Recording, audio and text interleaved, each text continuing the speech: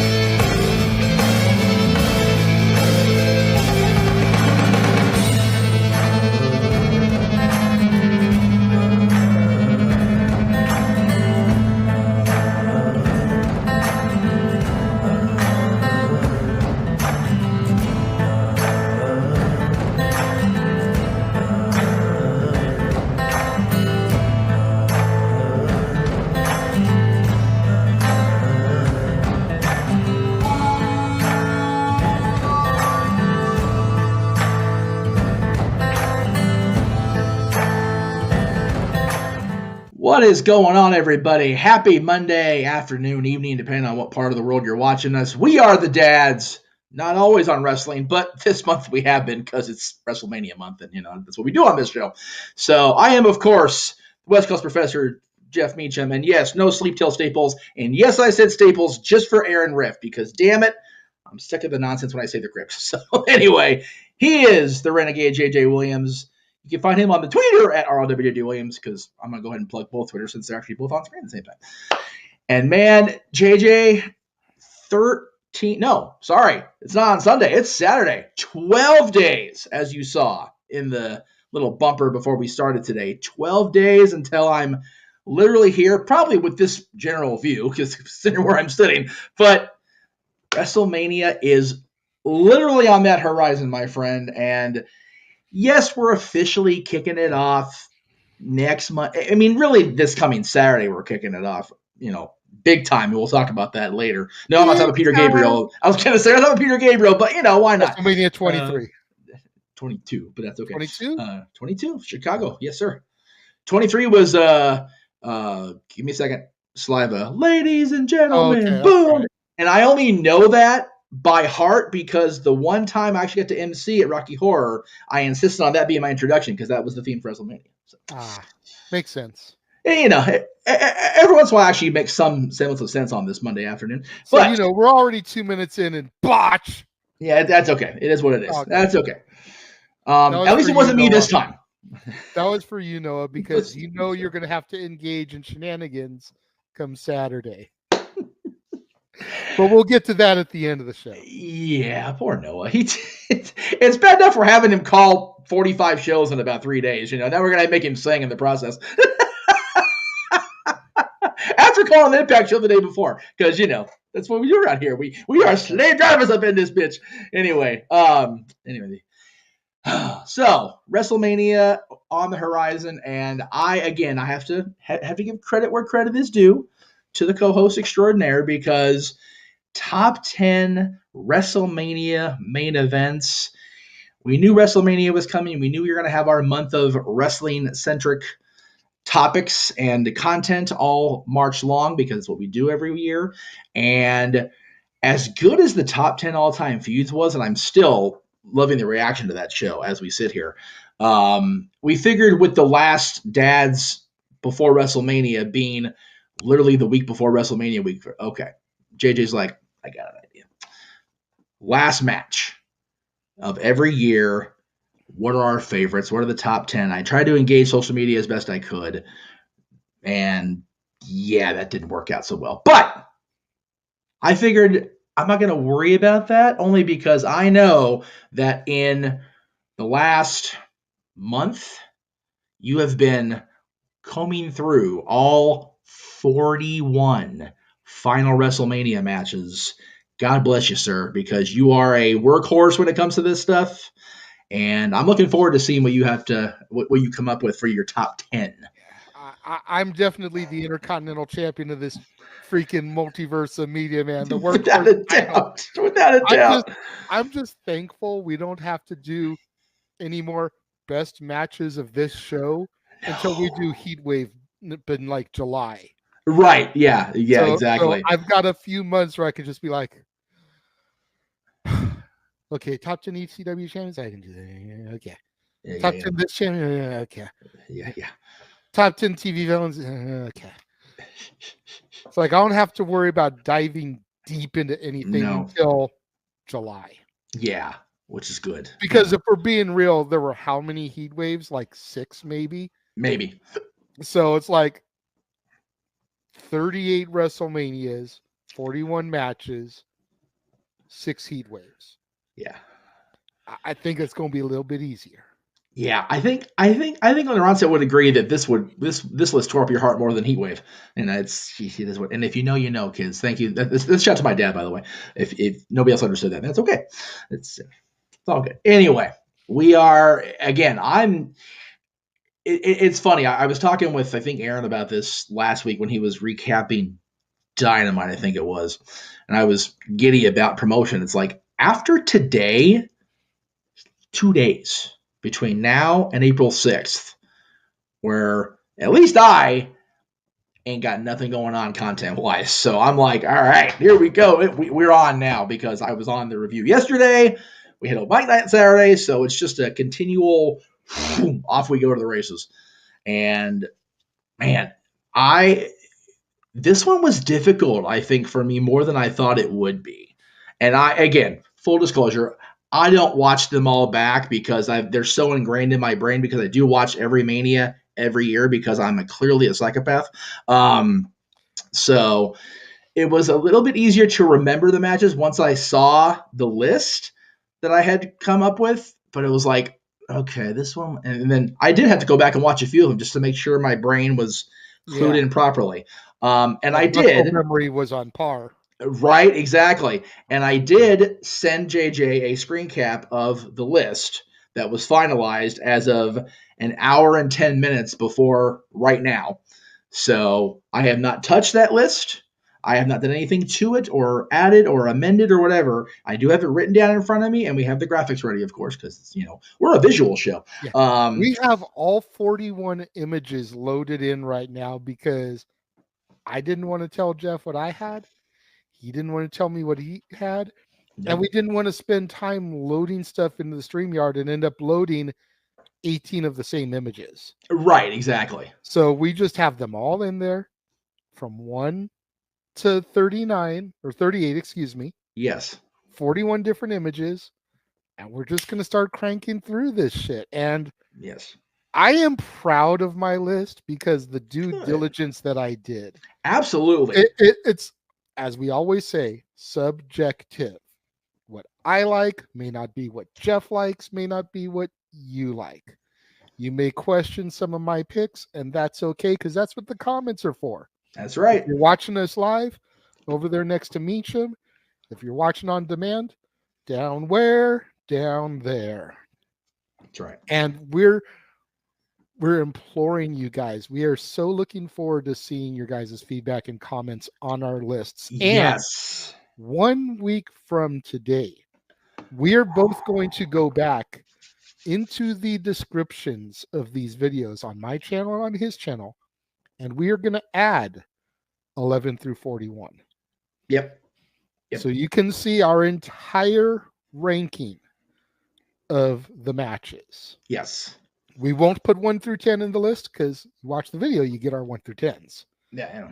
But we'll put 11 through 41 in the rankings. And you know what, Meech? Maybe after Mania, we'll re-edit it and see where we put the main events for this year in that list also. I like that idea. Of course, again, Jeff has to sleep come April 6th. So, maybe we'll give it a couple days before we go, okay, let's dive back into the work. Because, to be fair, April 6th, I'm going to say April 7th, we're going back on the air with a freaking double feature from AEW. So, no. And then we're back off with another. Yeah, it's there will be no sleep ever again. And that's okay because it's Mania season and we don't sleep during Mania season. No. So, all right, brother. Y'all may see me wiping my eyes. I thought we were silencing stuff. Y'all may see me. I didn't even hear that. God, it's so loud. Eyes, because I'm still tired, still trying to get all that rest. But I digress. Yes. As buy that shirt, please. Says, yes. Buy the shirt. I did. Yes. I think I'm the only one that's bought it, but that's okay. So far. So we're going to start off the list hard as a rock, I guess you could say. All right. Number 10 on my list, once in a lifetime. Ooh, okay. Coming in hot and heavy on me here. Okay. Rock Cena. Oh, yeah.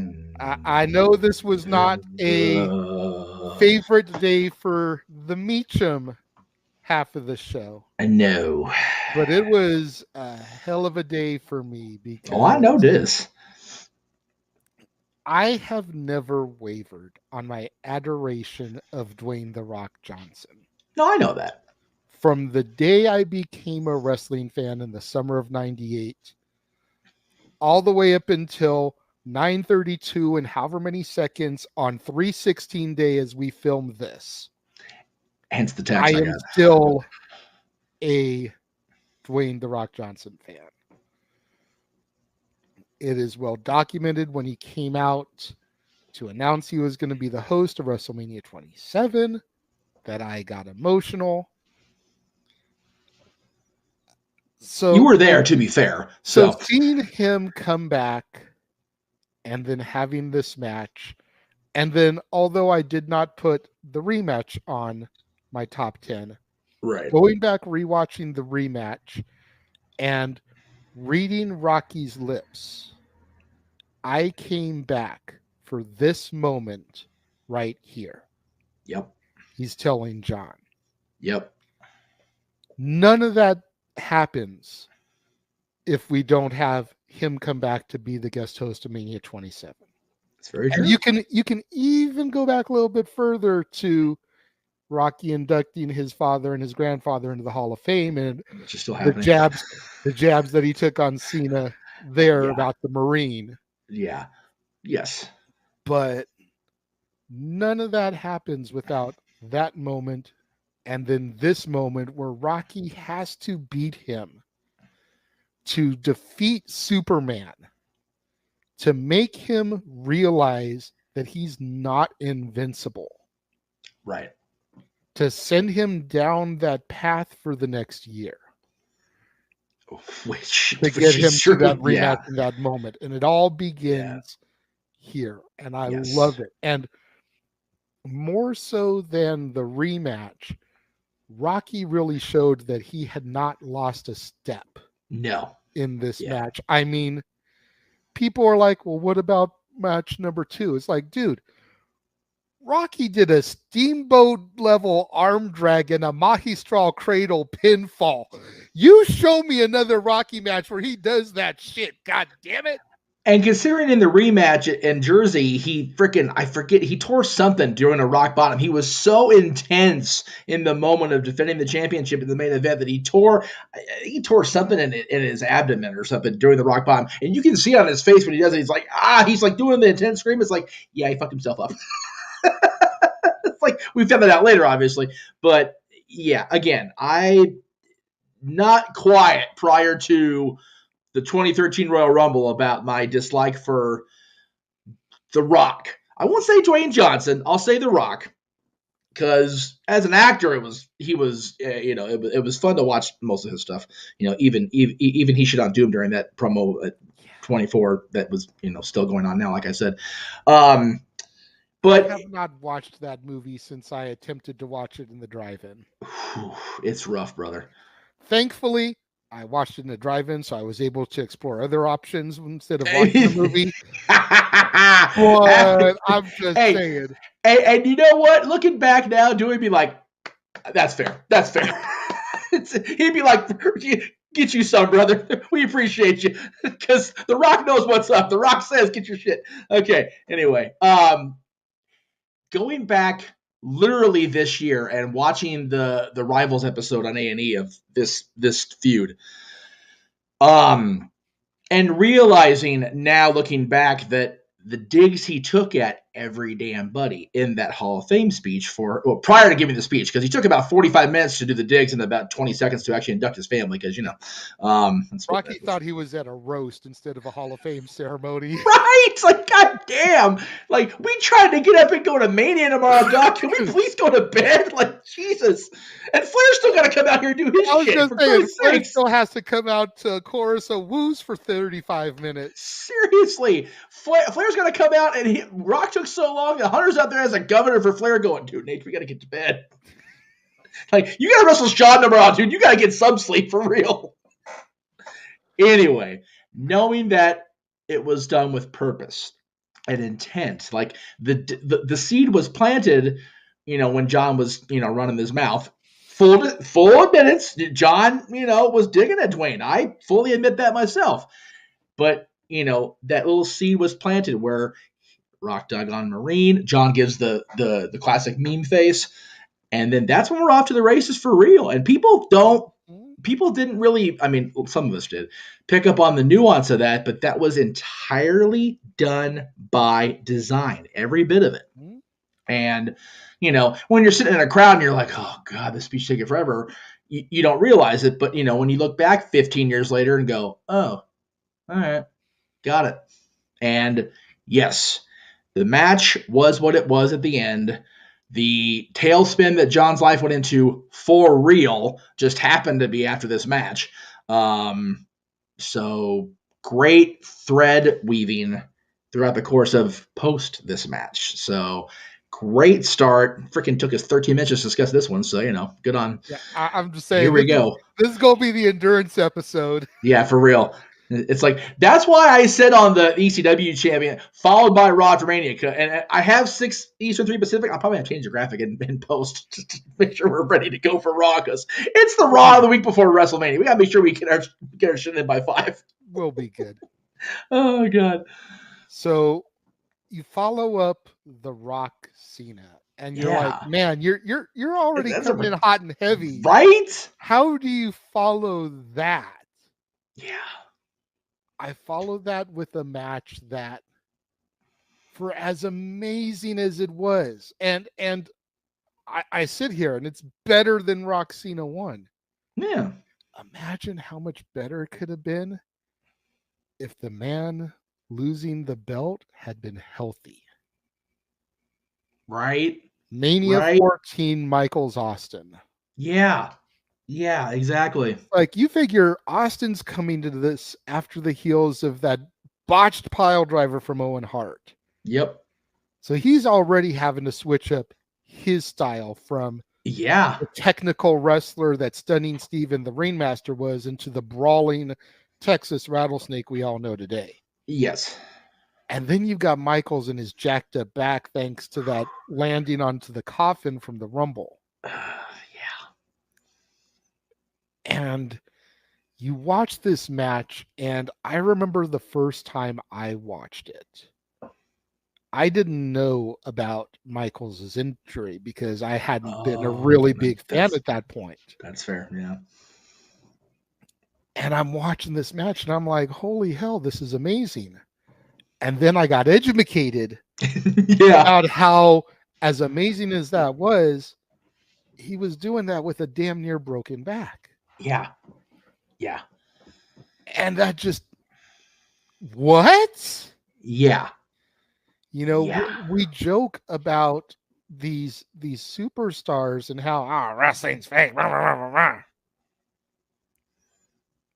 These guys are, and I'm gonna steal Roman's catchphrase here for a minute. These guys are on freaking God mode. Yeah. 52 weeks a year, and they deserve to be acknowledged. Yeah, they do. Absolutely. And Shawn going in there, and Shawn was not right in the head. Shawn most definitely was not the Shawn Michaels that came back in 2002. No. You didn't know if Shawn was going to do the right thing or not. Right?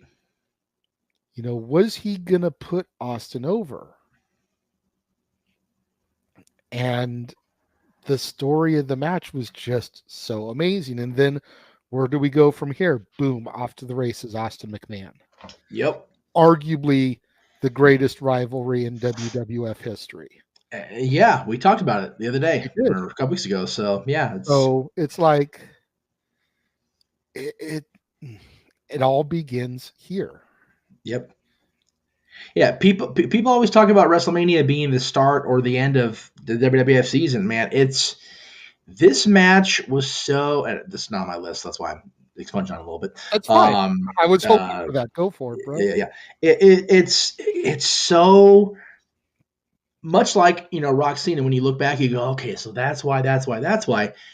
You look back, even with the knowledge that Shawn's going in as hurt as he is. When you go back and he makes his comeback and he does all the home video releases and the biographies or whatever, when you figure that at Royal Rumble he finished that match, you figure 2 days later he's crawling to his front door to let his papa in the front door to make sure he gets some help because he couldn't even move. He pulled out of the No Way Out match, which we talked about last month, and Savio Vega somehow is a suitable replacement for Shawn Michaels. No offense to Savio, but Jesus. In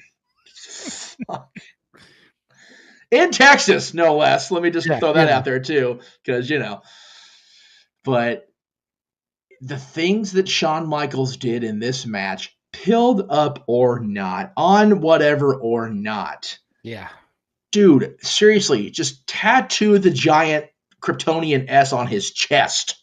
For real. Like, I want to see, and this is all in jest, but I want to see Sean's drug bill from this match to see how much shit they had to have him loaded on for him to be able to get out there and wrestle for, what was it, damn near 20 minutes? Seriously, how many people? Texas Rattlesnake? It's like, how many dealers did he hit between San Antonio and Boston? Like, god damn. And you figure he went into that public workout thing, what was that, Thursday or Friday before? Yeah. He's already in a whole other state of mind because he's freaking walking down on the thing after getting hit in the head with a battery. To be fair, you hit the head with a battery, I'm going to my limo too. It's where it's safe. Are you kidding me?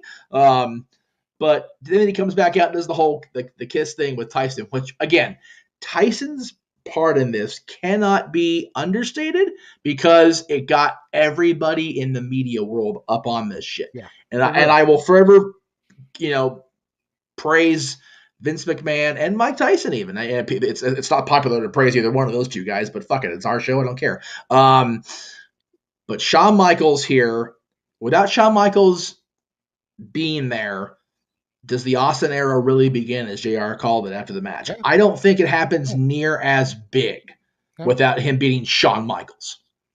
And as big of a coup as Ali was for the original WrestleMania. Yep. Tyson was like exponentially next level. Yeah. And you figure, if we're being fair, freaking Tyson had fought more recently than Ali had. I'll even go more buzzworthy. I'll go you one better. Ali was at the first WrestleMania, and I will talk about that very briefly later. You figure that was the start of a new era for WWE as far as the WrestleMania era, as far as kicking off everything. This lovely logo from '85. Tyson, being the outside huge sports box office person like Ali was, really helped give that little push to the Austin/Attitude Era of WWE. Mm-hmm. Big time. Yeah. All right. Number 8 on my list takes one person from my number 10 and one person from my number 9, and we're just going to throw them into the rematch. Mania 17, Rock Austin. Ooh, there you go. I've not been quiet about my love for round 3 at Mania 19, but that was not the main event. No. Unfortunately. Otherwise, that would probably be at this spot. That's fair. But out of the 2 that were main events, this was definitely the better match. Despite the shenanigans at the end and the heel turn that we just needed to bring out Agent J and K with the neuralizer and just be like, you don't remember any of that. Just kidding. Yeah. The match itself was awesome. Yeah. Period. That's the tweet. Yeah. I will be talking about this one later in detail, so I'll go ahead and. That's fine. But that's fine. The ones that we share, by all means, we'll just breeze through some of these. Yes. I know how you do, Meacham. Yeah. Yes. And again, like I said, neither one of us know what's coming, which is why we have to on the fly. But I actually prefer it to be we gotta adjust on the fly, which is the way it should be. So call it in the ring. Damn right. Number 7 on my list contains a man who did not know how to call it in the ring. He had to rehearse everything. But you know what? It's okay. Yes. Mania 4 finals. The $1 Million Man, Ted DiBiase, and the Macho Man, Randy Savage. Yes. And this is the oldest match on my list. Okay. I will tell you, the one main event hovered at number 10 for a long time. Really? Wow. Because I felt like you had to acknowledge where everything began. Right, that makes sense. I will throw this out. It's definitely an honorable mention. It clocks in at number 11. It just wow. my top 10. Wow. Because, and before I get back to my actual pick, you got to take in the spectacle of everything. It's where everything started. It was the standard bearer forever. It was. It was. So to figure that I only thought that 10 matches were better than it out of 41 says a lot, considering how much I am anti-Hogan. But DiBiase Savage, it was a mat classic. It was. It was the first technical main event. Yeah. You figure Piper Orndorff versus Hogan and T. Nope. Hogan Bundy. Nope. Nope. Hogan Andre. Nope. Hogan Andre got negative stars from Big Dave. Let's put it that way. Because it was such a technical cluster. Number one, and here's our one for the show. Fuck Big Dave. Oh, I understand that. Number two, it's not what that match was about. Well, no, of course not. No. And I'm not saying it is. So but this match right here, I implore anybody who considers them to be a true catch-as-catch-can professional wrestling fan, go back and watch this main event. Absolutely. This is just amazing. Yeah. And I love this. And I talked about it a little bit when I did my Price of Fame review. Yes. But Ted DiBiase is one of those guys who, although a huge star in that era of the WWF, gets lost in the shovel when you talk about him because he wasn't the persona of a Hogan, a Warrior, a Savage, a Piper, an Andre. Giant. Yeah. Yep. You know, it's almost Paul Roma syndrome. ... DiBiase.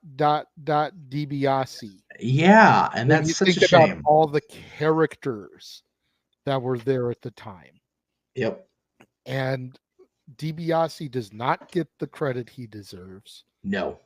So that's part of why I'm trying to push this so hard. Go back, rewatch that match. Yep. There's a reason Jeff put him with the belt in the picture, people. Do your homework. See, look. Here's a notebook and a pen.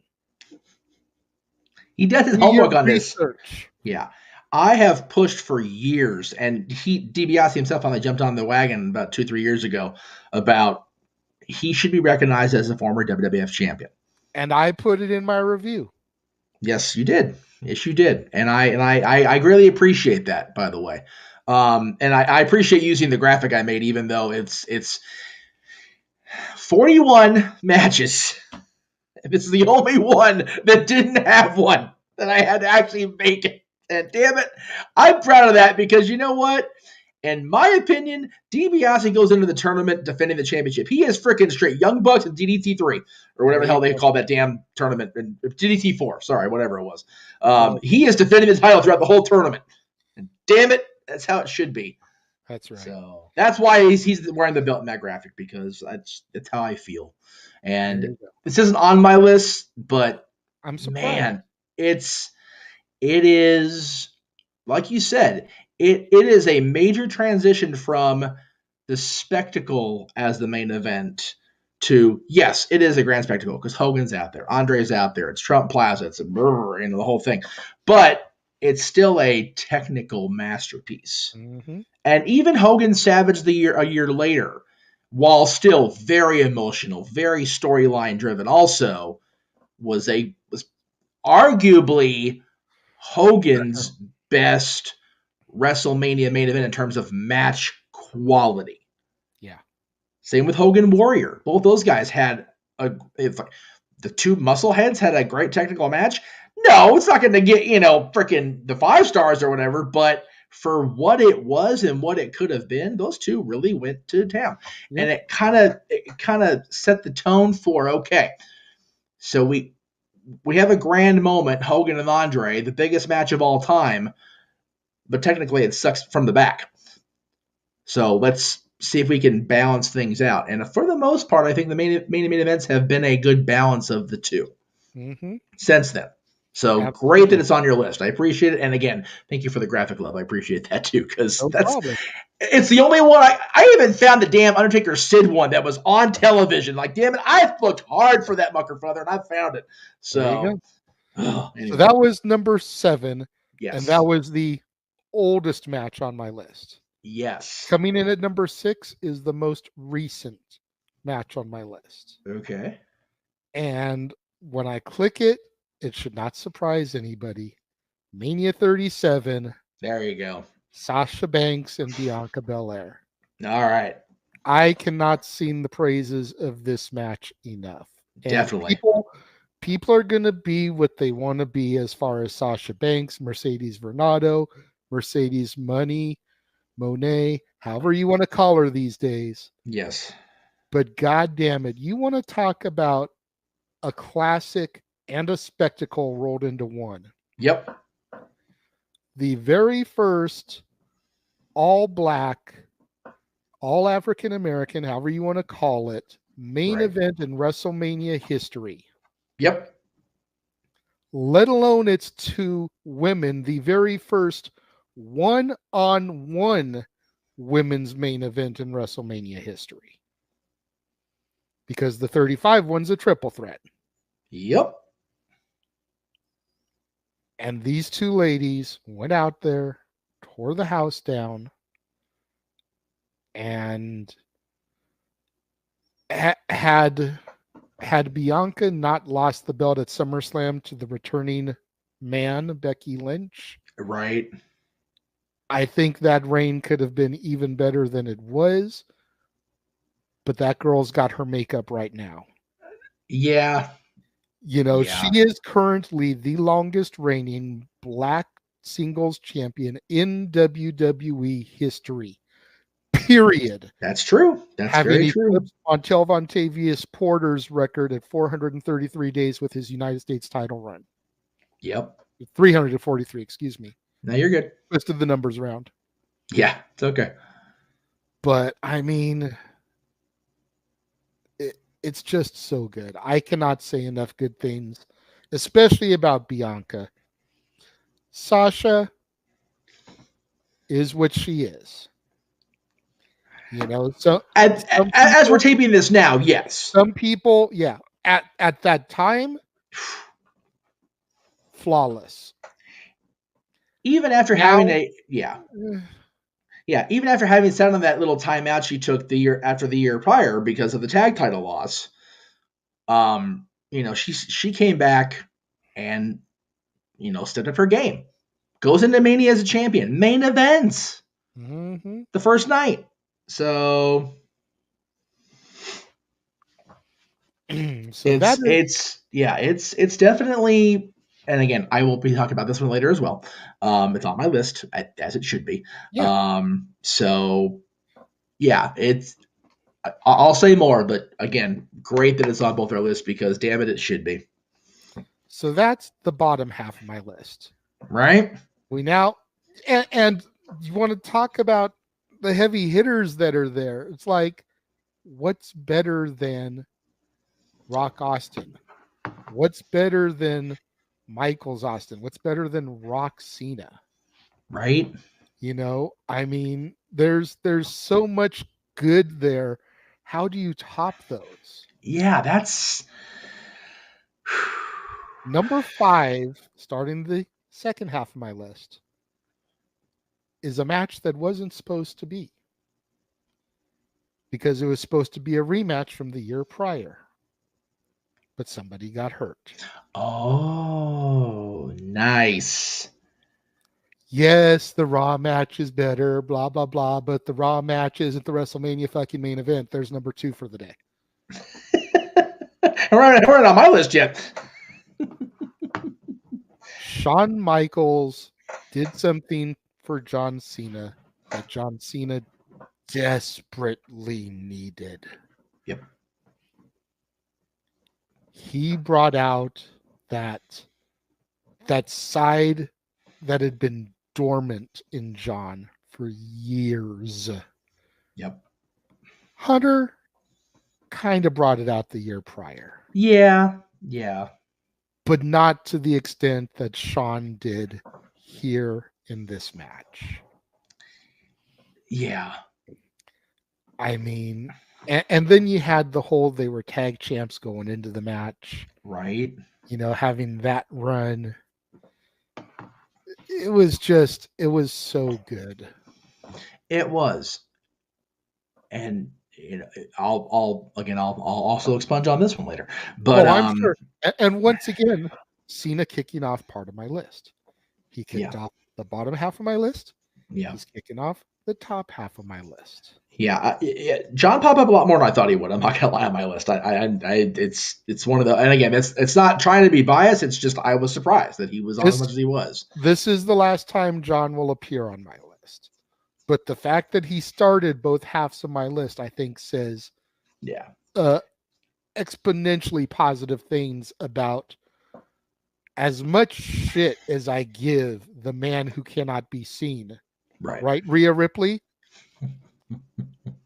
As much shit as I give him, I can still at least respect him. Yes, exactly. Enough to put him twice on my list. Yeah. His cohort in this match, he's got a couple more times he's going to pop up. I mean, he is Mr. WrestleMania. Yeah. So yeah, both John's only on my list twice, believe it or not, and they're actually back to back. So this is one of them. The other one is what it will be. But yeah, you figure with Hunter, the crowd was very much almost universally one-sided against John. Yeah, and stayed that way the whole match. And Hunter was the heel going in. That's what I'm saying. Hunter is not even showing that minor glimmer of DX until during this match with it, not during this match, during the match with John the previous year. Like, he's not even showing that DX may possibly be a thing. So he's going in here, cocky heel, and anyway, Shawn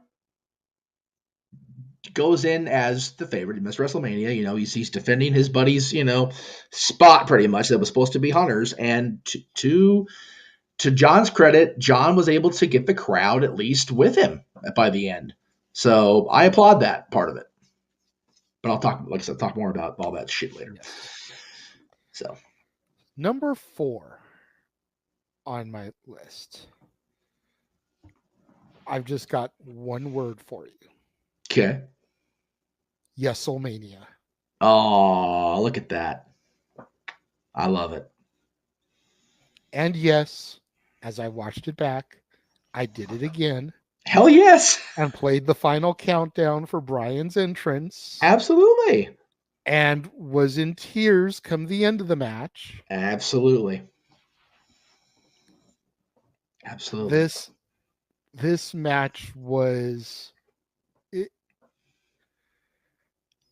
it was almost carbon copy of a match that had happened 10 years prior that will be discussed in a few moments. Oh, okay. And I mean, just a beautiful moment at the end for Bryan. Again, the guy that shouldn't be able to do it. Yeah. Overcoming all the odds, beating Triple H earlier in the evening, defeating Randy and Batista in the main event. All 3 members of Evolution vanquished. Yep. And he becomes the champion. It's no, dude. Consider, and again, memory refresher, please. At SummerSlam 2013 or no? No, sir. Okay, didn't think so. 10, 11, and 12. Okay. So figure, and again, I'm gonna talk more about the match later, but the moment's really planted at SummerSlam, and you figure how far back both of us go with Bryan and how much that SummerSlam win over John Cena meant to everybody in our circle. And you talk about long-term, deep, threaded storytelling. man, SummerSlam to Mania. It doesn't get much longer other than Rock Cena. Yeah. Figure a year. So to tell a story from SummerSlam to WrestleMania even in 2014 was a special thing to do. And when you think about it, Jay, you really pretty much checked out not too long after this WrestleMania. So for you to have this on your list is not surprising just because it's Brian. It's also not surprising considering this was the last really good WrestleMania, really good WWE year that you gave the company even a glimmer of, okay, I'll keep watching. So this was the night that the streak ended. Yep. And the American Dragon rose. Yeah. Yep. Think about that. Oh yeah. Oh yeah. I'm not talking specifically to you. I'm talking to the audience. Think about that. Exactly. The same night that the streak ended, the Yes Movement finally vanquished the Authority. Yeah. We talk a lot about end of an era from 2012 and how it should have been the end for real. Imagine if Brian stays healthy, man. Oh, just you figure Undertaker's done. Triple H is mostly an office person at this point. Michaels is done. Austin wouldn't come back to wrestle for another almost 10 years himself. That was one match maybe. So many things were defined by wrestle. Again, we talk about wrestling. The tens being where things begin again, and if Brian stays healthy, it's another example of that. It just didn't work that way, unfortunately. Yeah. But yes, we'll definitely talk about this later. And based on what you just said about another match, we'll be talking about that one later for both of us. So there you go. Coming in at number 3 is the match that a couple weeks ago on open mic night was reigning at my number 1 spot. Okay, yeah. Which means that 2 matches were able to knock it down. Only in a couple weeks. That's pretty good. Yes. Oh, man. So good. The Iron Man match between Brett and Shawn. You talk about technical masterpiece. Yeah, right? and I love James to death. He's gone on record as saying that MJF versus Bryan is the greatest Iron Man match of all time. I don't know about all that. Yeah, I mean, because and the reason I say that is because different times, different eras. Absolutely. I mentioned on our Revolution recap, which you can see on my channel, Simple Man Brand, or the Jay Hebert side of things. Yes. I mentioned that if you put this match in front of that AEW crowd, it's garbage. Yeah. But at the same token, if you put Bryan versus Max in front of this WrestleMania crowd, it's garbage. For different reasons. Yeah. I mean, because the styles and the times changed so much. Yeah, I agree. This is the era where we're just starting to come off the cartoony Duke the Dumpster Drozy and the Goon and Men on a Mission and Doink the Clown, and we're starting to get out of that. We're starting to get into a little bit more serious. We still had a lot of room to grow. Yes. But this was the beginning of that. Yes. This was the beginning of, hey, we're taking our shit seriously now. You should take us seriously too. It was really the start of 60 minutes in the Arrowhead Pond of Anaheim, F the Honda Center. Much like you said, F the Crypt. Well, I mean, it had to. Yeah. In the Arrowhead Pond of Anaheim, these 2 men showed up and showed out. They did. And it's matches like this and moments like this that make me wish I had been a wrestling fan 3 years prior, because I probably would have been here for this. Yeah, I was and been able to see it live. Yep. As opposed to Mania 21, which is what it is. And you notice none of those matches are on my list. And they're still not going to come up in the next two either. So, spoiler, yeah. Yeah. With as much respect as we can give to Batista and all the respect to Hunter, yeah, we're not going to see that match. Batista needs to be thanking his lucky stars he made my top 10. And it's only because it was WrestleMania. That's fair. That's fair. Jesus Christ. Half the match he was probably in the parking lot nailing Melina again. But I digress. Fuck, here we go. Hey, I am surprised. And again, we haven't done number 2 and number 1 yet for you, but the fact that Orton is on your list once, and honestly, he had 2 final matches at WrestleMania?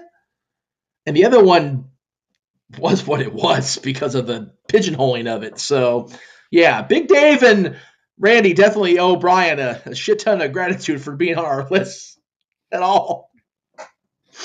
Anyway. Bret versus Shawn, much Yes. like I said for DiBiase Savage, if you consider yourself a student of the game, you owe it to yourself to go back and watch these matches and study the storytelling of 60 minutes. You could not have an Iron Man match today go 60 minutes without a decision. No way. The crowd would crap all over it. Which is a shame. You could have matches go into overtime, much like we did at Revolution. Yes. But you cannot have a match go 60 minutes with no pinfall. Yep. I don't think that there is a feud out there that is so intense, and you figure at this point they still actually kind of liked each other. There's no feud out there that is this intense that can go that long with no pinfall. And the crowd will be okay with it. Yeah. The closest thing I could think of right now, and that's only because as we're filming this, Dynamite aired last night and I was able to watch it and everything. Moxley Page. Yeah. Maybe because they would just be beating each other so senseless. Maybe they could go that long in a match without a pinfall. But you're not going to see either of them in an Iron Man match, let alone so quickly after they just did one a couple weeks ago. Right, and considering how long they've been beating each other up as it is, it's funny you mentioned all the characters and everything going into WrestleMania 12 and how they were moving away from that. It almost sounds like you were saying the WWF was really starting to show a little bit more attitude, but that's a whole other that's all. But when you think about it, curtain calls 2 months later. Yeah. And that's really where people go, So from there, we go to the match that I alluded to a few minutes ago. Number 2. So it's not number 1. Okay. All right. Yes. Triple H defending against Michaels and Chris Benoit. Yeah. Jeez. Chris Benoit. Should have put his name back on there for you. Chris Benoit. Make sure people can spell it because should have re-edited the picture so that he was like right in the middle, like in front of everybody's face. That's right. But yes, WrestleMania 20, where Chris Benoit became the WWE World Heavyweight Champion before the belt magically was able to float into Toronto, where Randy Orton walked out in those god-awful peach trunks, picked up the belt in the middle of the ring, hit the turnbuckle and started posing with it. Had to get the shtick in. # stick to my shtick. Damn it. Over here, Walter now. Anyway. As good as WrestleMania was, this is better. Yeah. Yep. And moments aside, because obviously Brian winning the belt, our buddy, is a bigger moment, especially for us on a personal level, than Benoit winning the belt. But triple threats are always, you talk about it all the time. Triple threats are so cluster effy anyways. Yep. This showed that a triple threat could be done well in the main event. Keep everybody involved. Keep everybody on the edge of their seat Whereas for the majority of the one 10 years later, it's one-on-one the entire time. Yep. This one, yeah, you had those spots of one-on-one, but all three men managed to stay involved throughout the entire show and the entire match. There wasn't as much rest time for some of them as there was in 30. Definitely not. And then, again, here goes to me knocking Big Dave. When you figure who one of the people is, going to need the rest time. Well, yes, on that, if that would have been the thing, he didn't get near as much rest time as Bryan did, though, because they took Bryan out with injury, the two of them. So, but then, this one, you're right. Not only are they doing all that, they're doing it with the Garden crowd, which is always a tough room. Especially, they're hardcore WWF fans. They're not overly fond of Shawn Michaels in that building. It is what it is. At that point, I think it softened a little bit on Shawn because, Shawn had earned his shit because, man, he went through Survivor Series with Sid and just got pooped on, really, yeah. So, again, I will also discuss this a little bit later, but, man, you talk about and again, Jeff says triple threat matches. Yeah, I actually have two of them. I technically have three if you really want to get technical about it. But man, the story as well as the match just and then again, the moment at the end, mm-hmm. the confetti falling, Benoit hitting the turnbuckle, posing, coming down, and Eddie's in the ring. Yeah. And he throws his belt over his shoulder, applauds his best friend. They embrace. Yep. And Eddie raises his arm up, jumping up and down the ring like, that's my fucking buddy. Yeah. Yeah. Much like the promo backstage, I believe, Chris. And he's like, I told you I believe. He's doing the whole point. It's so. But when he says the promo backstage, you don't know if you believe him. Right. Because they had their issues going into the match. Yeah. So you don't know if he's being sarcastic, Eddie, or if he's being sincere, Eddie. Right. But then that moment hits and you see him out there and he's in tears too. Yeah. And you call WrestleMania 20 the last great WrestleMania. I don't know if that's still the case for you. So forgive me if that's not the case anymore. But I'm still going to stand by that until I can go back and watch 31 through 37 top to bottom. Because I still haven't seen most of those completely. Right. But yes, as of 10/15 on 3/16 day, there you go. I still stand by that statement. Fair enough. Top to bottom, bell to bell. Yes, even Lesnar Goldberg, still the greatest WrestleMania of all time for my money. And the reason I bring that up is because, Eddie's in, tears over Chris. Obviously, you got to remember the fandom as well as the superstars are coming off that emotional over he and Kurt Angle, over Undertaker returning and vanquishing Kane, the match before this. Mm-hmm. I don't think the Garden crowd was allowed to come down. No. For that show. So, no. And you know what? Sometimes with the Garden, you got to do that. At this point, you needed a freaking bullshit Divas Battle Royal just so everyone could go take a Leesky, get something to drink, and be like, right. Okay. I can't handle this, Eddie, with the thing, and then Undertaker's back. Big Show Akibono when we need him? That was the next year. Sorry for you, unfortunately. Yeah, I know.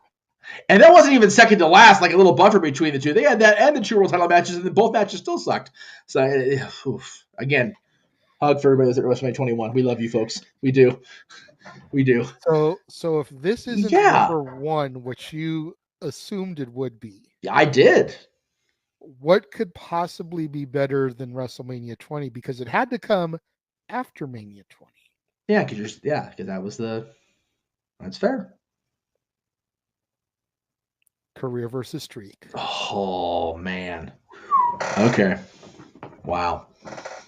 That's as much as I prefer 25 personally. Well, yeah. That wasn't the main event. It was not. this was. And man, I forget on what show you talked about it, Jeff, but you mentioned once they began making a big deal about Undertaker having a streak and never being defeated at WrestleMania, there were so many spots in the matches where you believed it was going to end. Yeah. Yep. None more so than this match. Okay. We're talking main events. I know. I'm none more so than this match. Also on my list. I'm trying to. That's fair. For framing it in a way where I'm trying not to. That's fair. But I mean, it's arguably Taker's greatest match at WrestleMania. Mm-hmm. I mean, clearly it's my number one. Yeah. But we're also only going off of main events. Right. Exactly. So arguably, you factor everything else that he's done, Taker's greatest match at Mania, which again, personally, I'd probably put 25 over this. Well, but that's just me personally. We'll say his greatest main event at WrestleMania. Well, unfortunately, Taker's only had like 3 main events. Hey, still. So, I mean, as far as greatest main event, abso-freaking-lutely, because you figure one of them is Psycho Sid, and the other one's a cinematic masterpiece. Okay. Roman also. So there's more than 3. Yeah, exactly. Because you agreed when I said 3. But anyway. Well, I'm just going off the top of my head, but yeah. So okay, he's had a few more than that, but I will still say that, as far as in the ring and the story that evolved, this is his best main event outing in WrestleMania. And again, Shawn Michaels. I mean, he's Mr. WrestleMania for a reason, people. He's half of my list has a Shawn Michaels in it. Yes. 5 of my 10 have him in there. Mr. WrestleMania, like you said. He is that for a reason. Exactly. The long-term storytelling in this match. Because you figure you go back 3 years to where they're the last 2 of the Rumble. Yep. Then you go to the year after where they're number 1 and 2 in the Rumble. Then you go to the Mania 25 match. Then you go to this. Yep. Then you go to Undertaker the following year. Then you go to Hell in a Cell the year after that. They're all on there. Yeah. So really, this is a story that went for 6 years because Hunter challenges him to try to get revenge for what Taker did to his buddy. 6 years worth of story for this. But it could have been the end of it. Couldn't have been ended at 20-0. It couldn't do that. It couldn't give him that one. Well, 21-0. Because Punk was 21. But what I'm saying is, I see what you're saying because the other one was end of an era. Yeah, and with all the flowers I will give to Punk for carrying that and for honoring Percy, unnecessary. Fair.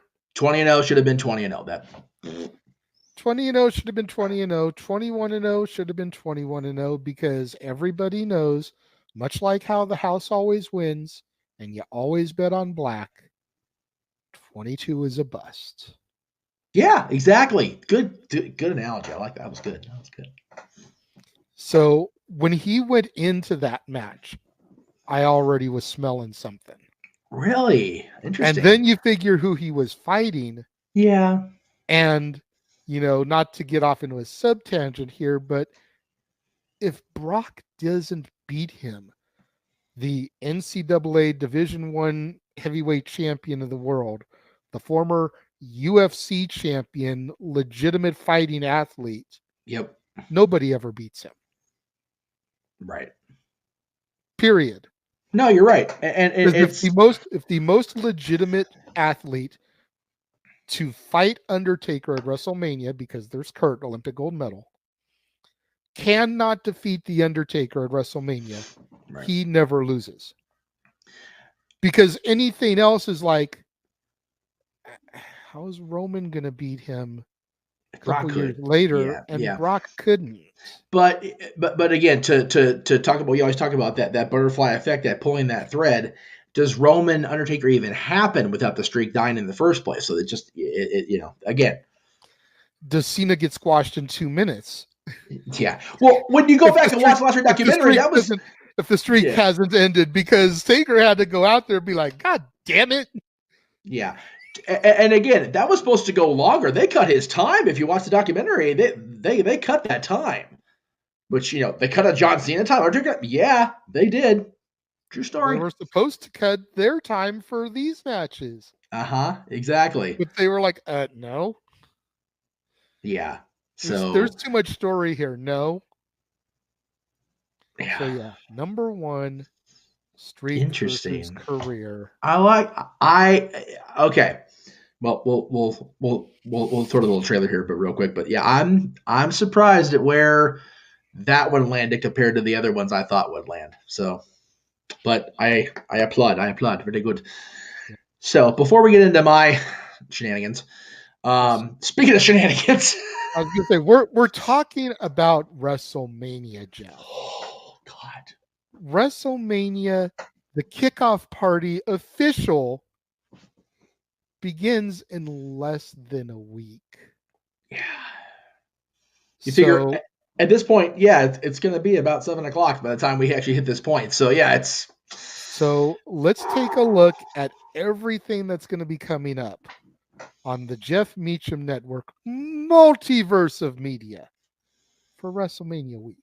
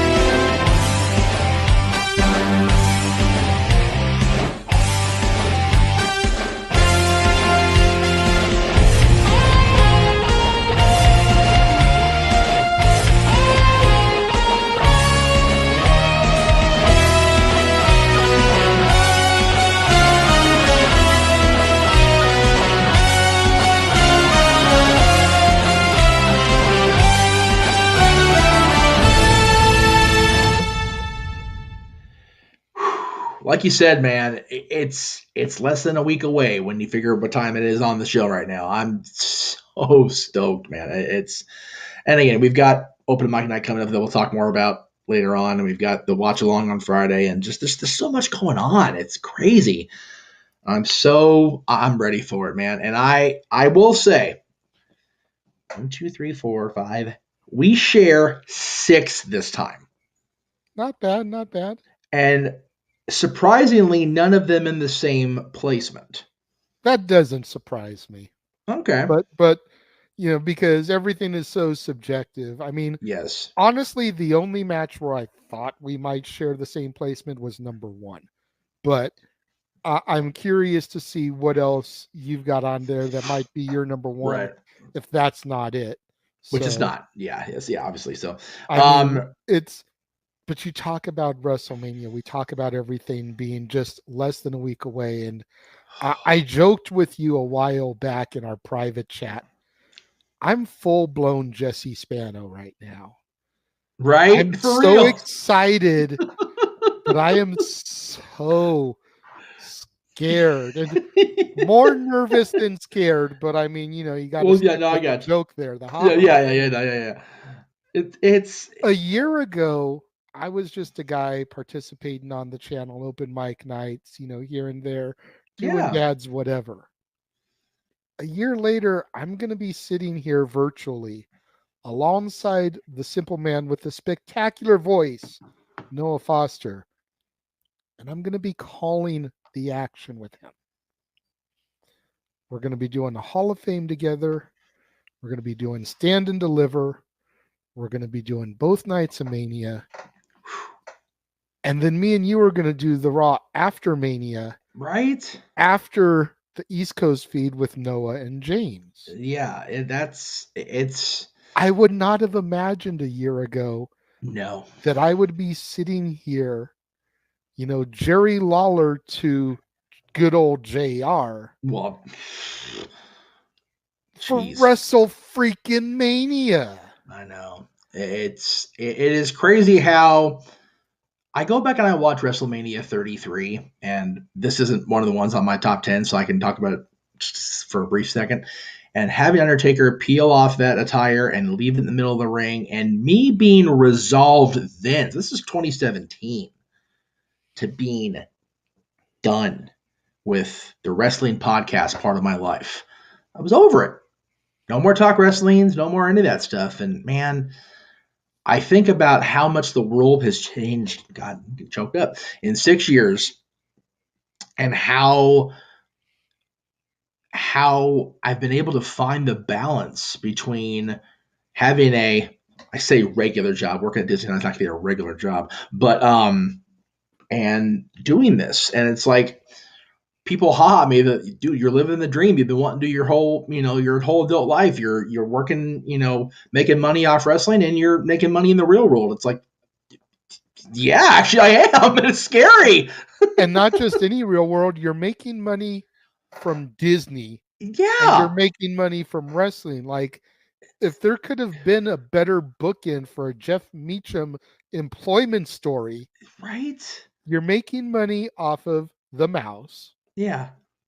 who's probably the only other thing other than the Kings that you've loved more than wrestling, Yeah. longer than Exactly. wrestling, Yeah. and you're Yeah. making money off of wrestling. Yeah. And the fact that the money from the Mouse is helping me make the money off the wrestling and be able to, be here in a few days.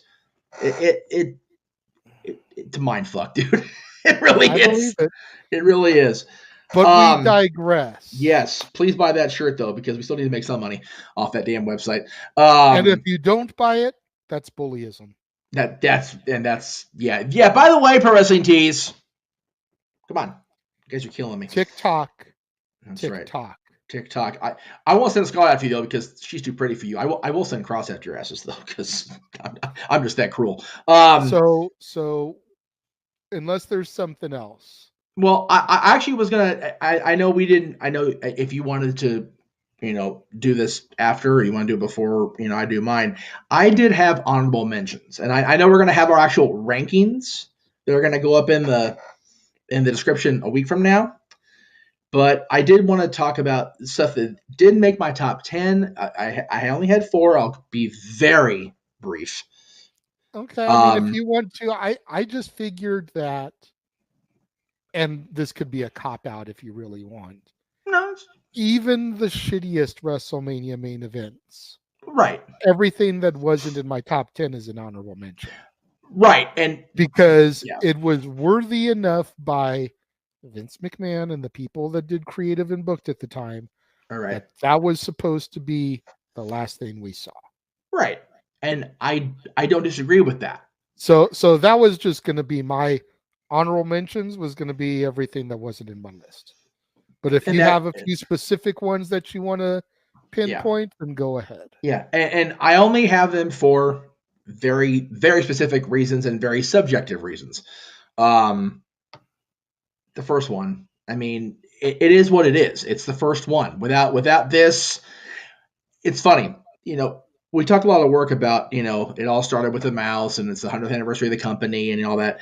People kind of sleep on Snow White and the success of Snow White and the Seven Dwarfs, and how, yes, without Walt moving to California, without him and Roy forming the company, without Mickey, there's no anniversary celebration. But without Snow White being a success as it was as a full-length feature, same situation. We're not sitting here 100 years, or at that point, for them, it would have been, just over 90 years later. We're not sitting here, right? With these guys, yes, Hogan had come back the year before, or year and a half before, and blew the world up in the Northeast. Blew the world up because MTV was a thing. But without WrestleMania hitting the mark on everything across the board that it needed to in 85, There's no WWE. There's no Jeff Meacham Network. There's no Dads Not Always on Wrestling. There's none of this stuff because wrestling probably doesn't get where it is. That's the only reason I said that for that one. I would be remiss if I didn't mention this, even though the finish was what it was and didn't make either of our lists proper. Having the women in a main event was so revolutionary, even in 2019. But it was still so awesome for me as a longtime proponent and briefly promoter of women's wrestling. So I wanted to give the three of them their flowers on that one. And yes, one of these main events was what it was. The other one I thought was way better, but the two I was at. WrestleMania 24, Edge Undertaker, again, not on my proper top 10 list, but I got to see a streak match, and I got to see the Rated R superstar defend the world championship at WrestleMania, and it was with my dad, who's Undertaker's his all-time favorite, and I get to meet the Undertaker 2 weeks from this last Saturday. God darn damn, dude. Anyway, Fatal 4-Way, Anaheim, it was what it was. The whole Mania was what it was for the most part, but yeah, just, I'd be faulty if I didn't mention those matches. That's fair. And you are the one that got to see Ice-T bring the Godfather and D'Lo Brown to the ring, so gotta acknowledge that. Yeah, I do get to see it, even though the network doesn't let you see it anymore. I know, which is horrible. Thank God I've got it on DVD. Dude, I get the VHS, and I'm glad for it. I can't watch the damn thing, but at least I know it exists. Damn it. All right, my list proper. Yes. What is your top 10? So number 10 was on your list. It's one of the ones we share, but definitely not in the same spot. Again, it is a monumental thing on so many levels. It's the first all African-American, black, whatever, I don't know what terminology is proper these days, so forgive me. It's the first one-on-one all-female WrestleMania main event. It is the first main event of a two-night Mania in front of people. Let's not forget that, because yes, we had the two matches the previous year that main evented, but that was in front of whoever could be in the PC without getting sick at that point. But man, you think about where both of them are a year later. Bianca's regaining the championship at WrestleMania. Sasha and Naomi are winning the tag titles. And then they're not. Yeah. Because they're gone. And granted, Mercedes, hey, you know what? Made her way into my other employment side. We talk about, making money off both things. She's making money off the mouse too, so God bless her. Yeah, granted, she's making money in a galaxy far, far away off the mouse, but she is, it is the way. This is the way. This is the way. That's right. And we still know about Trinity as we're taping this right now at 10:30 on 316 day. Or 10:36. I want to be accurate. But in this moment, you've got Bianca Belair, who is just really starting to get that groove. And she has not come out of it in 2 years at all. She has been on all cylinders every step of the way. And even Sasha, who at that point already had one of her little timeouts and was a year away from another one. During this period, she was the SmackDown champion. She went in with the momentum, and these two had an unbelievable night one main event in front of people who, were iffy about, being at a live event at this point, and just were kind of iffy all night about WrestleMania. And these two delivered and sent us home from Saturday going, man, how in the hell are freaking Roman and Edge and Bryan going to have to try to touch this? Because as great as that turned out to be, not on our list. Yeah. So, And correct me if I'm wrong, sir. If I'm wrong, I'll totally own it because I wasn't really watching at this point. right. Bianca's the first and to date only NXT superstar to win the Rumble, correct? Because I remember seeing on her Trons behind her in the hype package leading up to this, and then even at Mania, still said the EST of NXT. Did she win the Rumble as an NXT participant and then challenge Sasha? Or had she already jumped to the roster by that point? I'm pretty sure she'd already jumped to the main roster at that point. And again, this is me trying to remember even 2 years ago with the foggy that it is.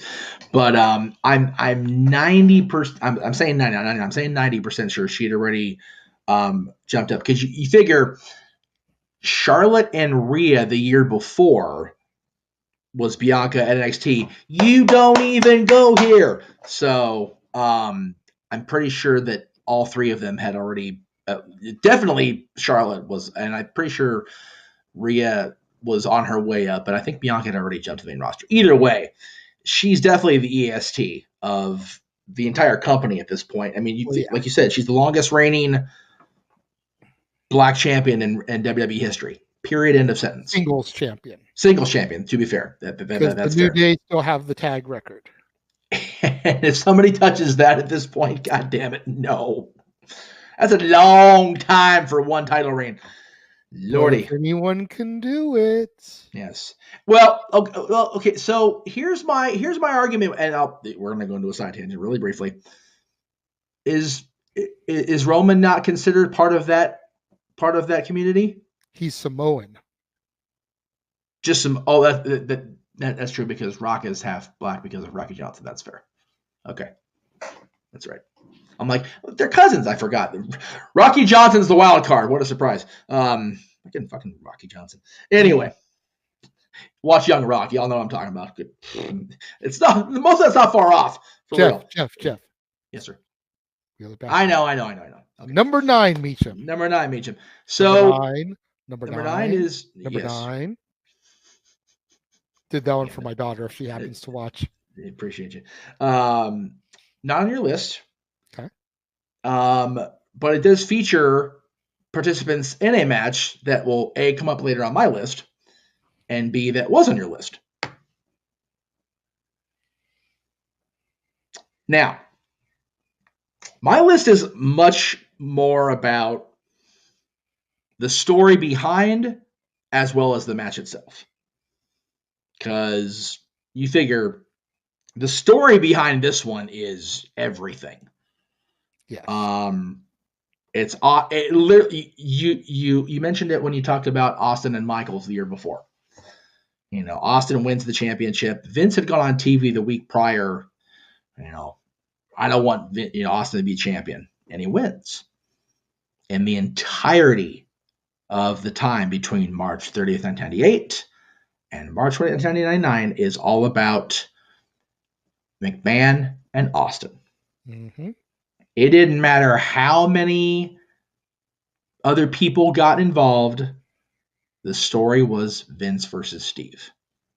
It was Tommy versus Raven on a global stage. Because there were about 45 people in that Tommy Dreamer versus Raven feud over the 2 years they were running with each other. But at the end of the day, it all came down to those two people. Now, is Vince McMahon a full-time wrestler? No. Is he going to main event WrestleMania on his own against Steve? No. Did the month before, but that was a B show in February, which apparently aren't such B shows anymore. Anyway, just saying. And I mean, it did give us the debut of Paul White, who between that show and this show had already turned face heel about 37 times. That's true.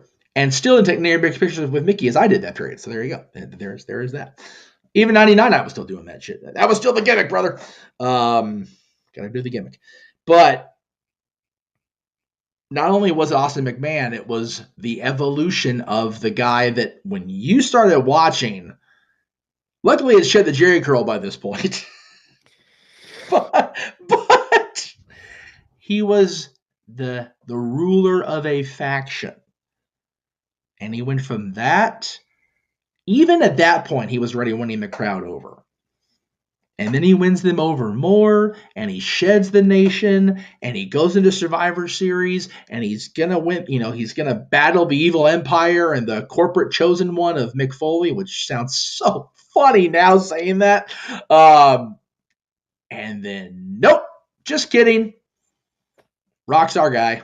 Rock's the corporate heel. Rock's the corporate chosen one, the corporate elbow, the corporate eyebrow. Like, and they said it so beautifully on his documentary. You take away the power from the people, yes. the people's elbow, the people's eyebrow, the people's champion, Yep. and you make that corporate. Yeah. And what's so funny is even still, people were still applauding him, which is why the whole Mick Foley thing was introduced, because they had to get people to the point that they were frothing at the mouth by the time they go into Philly, which Philly crowd ain't that hard to do with anyway. Crazy freaking Broad Street bullies. But they still didn't succeed to the level that they probably felt they needed to, because Rocky is just that charismatic of a guy. That's why I never really wavered from him. Exactly. I came in and he was going into that ladder match with Hunter. Yeah. And yeah, I saw the slow build for him becoming a baby face. And I saw him become corporate champion. And for a split second, I maybe had that Rocky why reaction, but then he gets on the microphone and he does his thing, and you're like, it's making we sense. we talk about it all the time with villains. The best villains are the ones that feel that they are in the right. Yep. The ones that feel they are doing things for the right reason. And while he had already cut that promo about a year or so earlier, when he brought up I've got 3 words for you, die, Rocky, die, again after he had turned corporate, it's like, it makes so much sense. And you can't hate on him for what he's done, because the fans made him that way. Yep. He just lured them into that false sense of security. Yeah. And then the minute he had them right where he wanted them. Yep. Yeah. The Rock didn't do anything different between SummerSlam 98 and Survivor Series 98 that would make people believe it was a babyface turn. No. It was just organic. Well, we like you now. It's like, this motherfucker was literally getting ready to do the bad thing with China while she was restrained. Y'all gonna cheer for me? Okay, cool. I mean, it's just something that happens sometimes. Yeah, exactly. The best example I can give of that right now, and it's not the main roster, you got to go down to the developmental territories. Right. Carmelo Hayes. Yeah, exactly. Go back to a year ago when I started watching. Yep. And look at the heat he got. Yeah. And then you go back and you watch the contract signing with Braun Breaker from this week, and the crowd is chanting, "Save us, Melo." Right? That was intriguing as hell to me. Anyway. Really, I mean, again, side tangent or not, but you want to talk about another guy who's got that Rocky charisma that just turned the crowd, because he says what he's going to do and goes out there and does it. Yep. There you go. That is your new breed, your next generation Rock. Yes. There is no more effective heel than a heel that not only says what he says, but means what he says. And does what he says. Yep. And Trick Williams loved me some Trick too. That's basically his Mark Henry. Yeah, for real. That's his heavy there to make sure that he gets his job done. If he starts to slip, takes care of something, has a match here or there. Yep. Think about Mark Henry in the Nation. He wasn't wrestling all the time. No. He was that imposing presence, the world's strongest man. Exactly. Trick Williams for Melo. But we digress. Yes. With Rock Austin, like I said, the match is only number 9 because the match got better. Yeah. 2 years later, and like I said, it's coming up later. And 2 years after that, it got even better. It just wasn't the last match, which is why it's not going to be on this show. But some people say 17's better than 19. I say 19's better than 17, but everybody universally agrees 15's the worst of the trilogy. It very much is, and it's only, like I said, my list is very much more subjective when it comes to the story behind it as well as the match, which is why 15 makes my list. It's Star Trek the motion picture, then we go to the Wrath of Khan. That's a fair argument, although this is way better than motion picture turned out to be. And again, it's funny you say that because I've had the chance and the benefit of hindsight of watching motion picture more times than I care to admit. But in and of itself, not that bad. Exactly. I said that in my review. But unfortunately, it is the reason the stigma of the odd sticks with Trek like a damn freaking bat clinging to some victim. It is what it is, man, because the odds are odd. They are. Oofa, especially 5. God damn, that's bad. Anyway. But if the odds are odd, what is your next even, sir? What is number 8? Number 8 talks about what we talked about earlier as far as back-to-back. So there it is right there. The first one is the one that wasn't on your list. Yes. So, besides the fact that Chicago basically made this a completely different layout for the cheering and booing of these people, because that's what Chicago does. I don't care what Phil says. He was in a WrestleMania main event here. Damn it. I was just gonna say, as much as I love me some CM Punk, this match is proof positive that Phil Brooks was in a WrestleMania main event. Shut up, bro. Even if he was involved in the freaking entrances, he was still involved, damn him. Anything you can see his face on the car, he's just going, God damn it, what the hell am I doing here? So, you know what? But you were there, Phil. I wasn't in a WrestleMania main event. And then 2 years later, he's winning Money in the Bank. So you know what? Right in front of my ass and everybody. That's right. Almost won the year before. But anyway, yeah. So Cena Michaels at number 8. Cena Hunter at number 8. Excuse me. Cena Michaels at number 7. Because it was supposed to be Hunter, both of them. It just didn't work out because Hunter's quad is not cooperative. No. Not as uncooperative as father-in-law's quads, but I was going to say, at least Hunter only tore one quad each time. Right. Whereas Vince went balls deep and was like, screw this, I'm going to tear them both at once. Well, because, God forbid Vince let his son-in-law have a spotlight. God forbid he let his son-in-law have the proper show. Oh, wait, he did that already. God forbid he let his son-in-law be a Oh, wait, he did that too. God forbid he outdo his son. Oh, wait, no, Vince did that too. God damn it. Whatever, Vince. Anyway. At least Triple H wasn't Durag Helmsley. You know what? Here, I'm gonna briefly. There you go. That was good. Because Durag McMahon is on the worst list of everything we ever do worst. Because God, when you out bad Vince Russo as a world champion, you doing some effort. Tell you what. God damn. For real, bro. No shit, bro. That's a straight shoot, bro. Anyway, I'm unstoppable. But back to this, bro. Yeah, please, bro. Okay. Cena Hunter, again.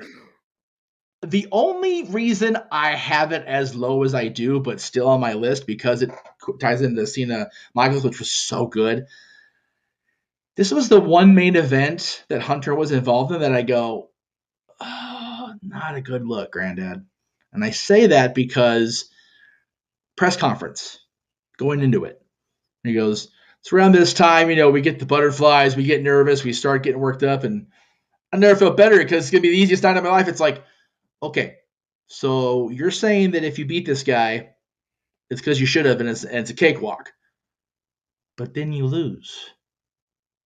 If you lose to this guy and he's such an easy fix, how does that make you look?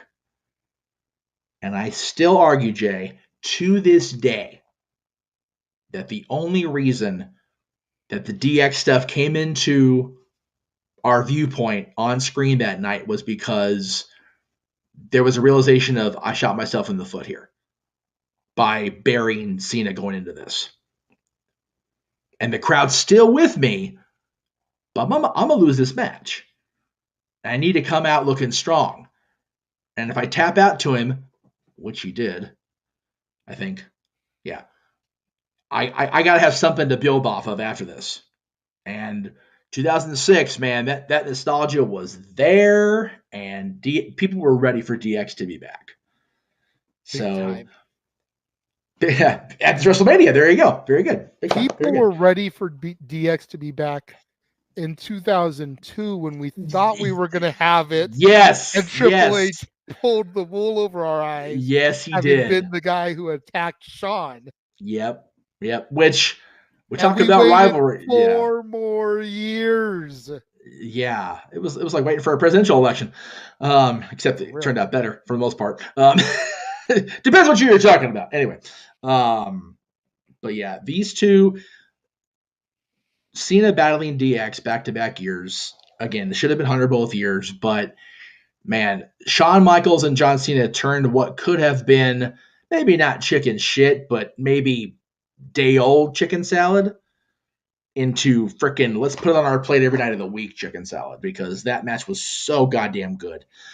But Cena and Hunter, even though the crowd ended up making it evolve the way it did, even though Hunter went into it burying Cena, they had a hell of a story that they told at the Allstate Arena, the Rosemont Horizon, whatever you want to call it. And again, WrestleMania 22 is very much hit and miss on most of the card. Mm-hmm. But the World Championship matches, very much compared to the year before, both hit on point. And that's hard for me to admit now because of how much I've shit on the World Heavyweight Championship triple threat match for all these years.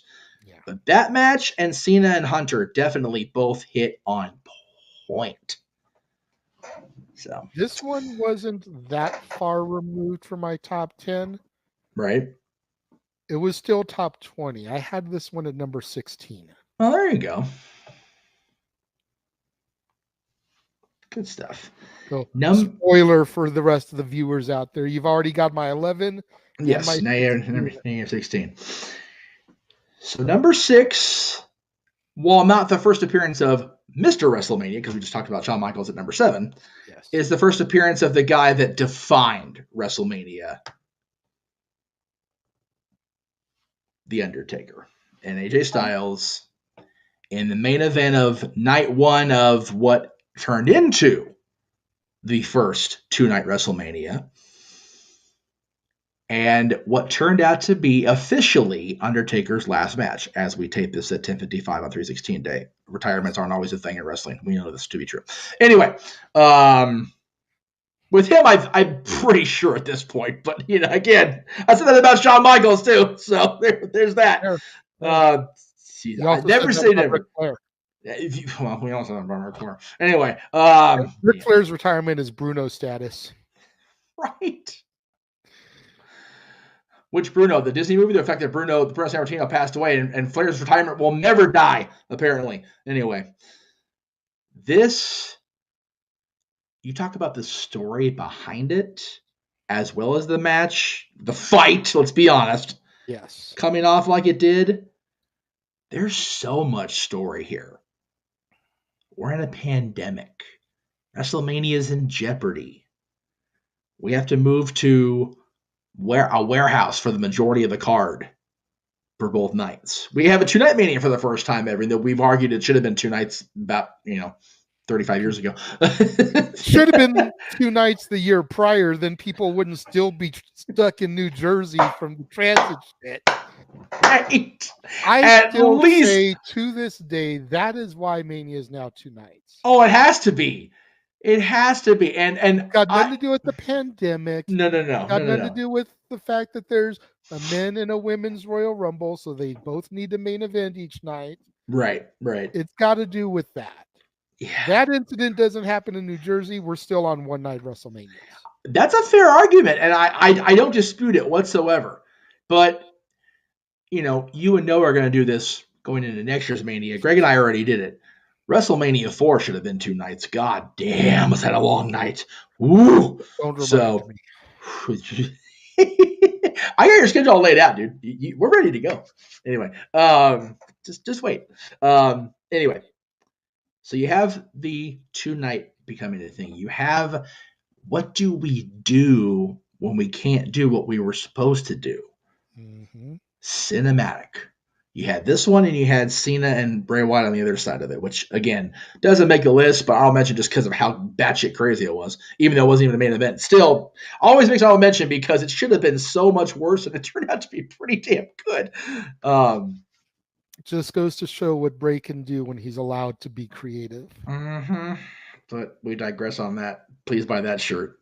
Matter of fact, buy Bray's shirts. Give the man some income because I don't think he's going to get some for Mania this year. As we say this now, anyway. And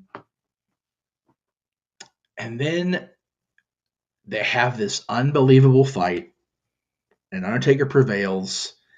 Literally rides off into the sunset on the motorcycle. The unholy trinity defeats AJ Styles when you figure it's elements of the Dead Man, the Badass, and Mark himself. The only time AJ Styles was buried on television where he actually didn't come out of it worse than he was.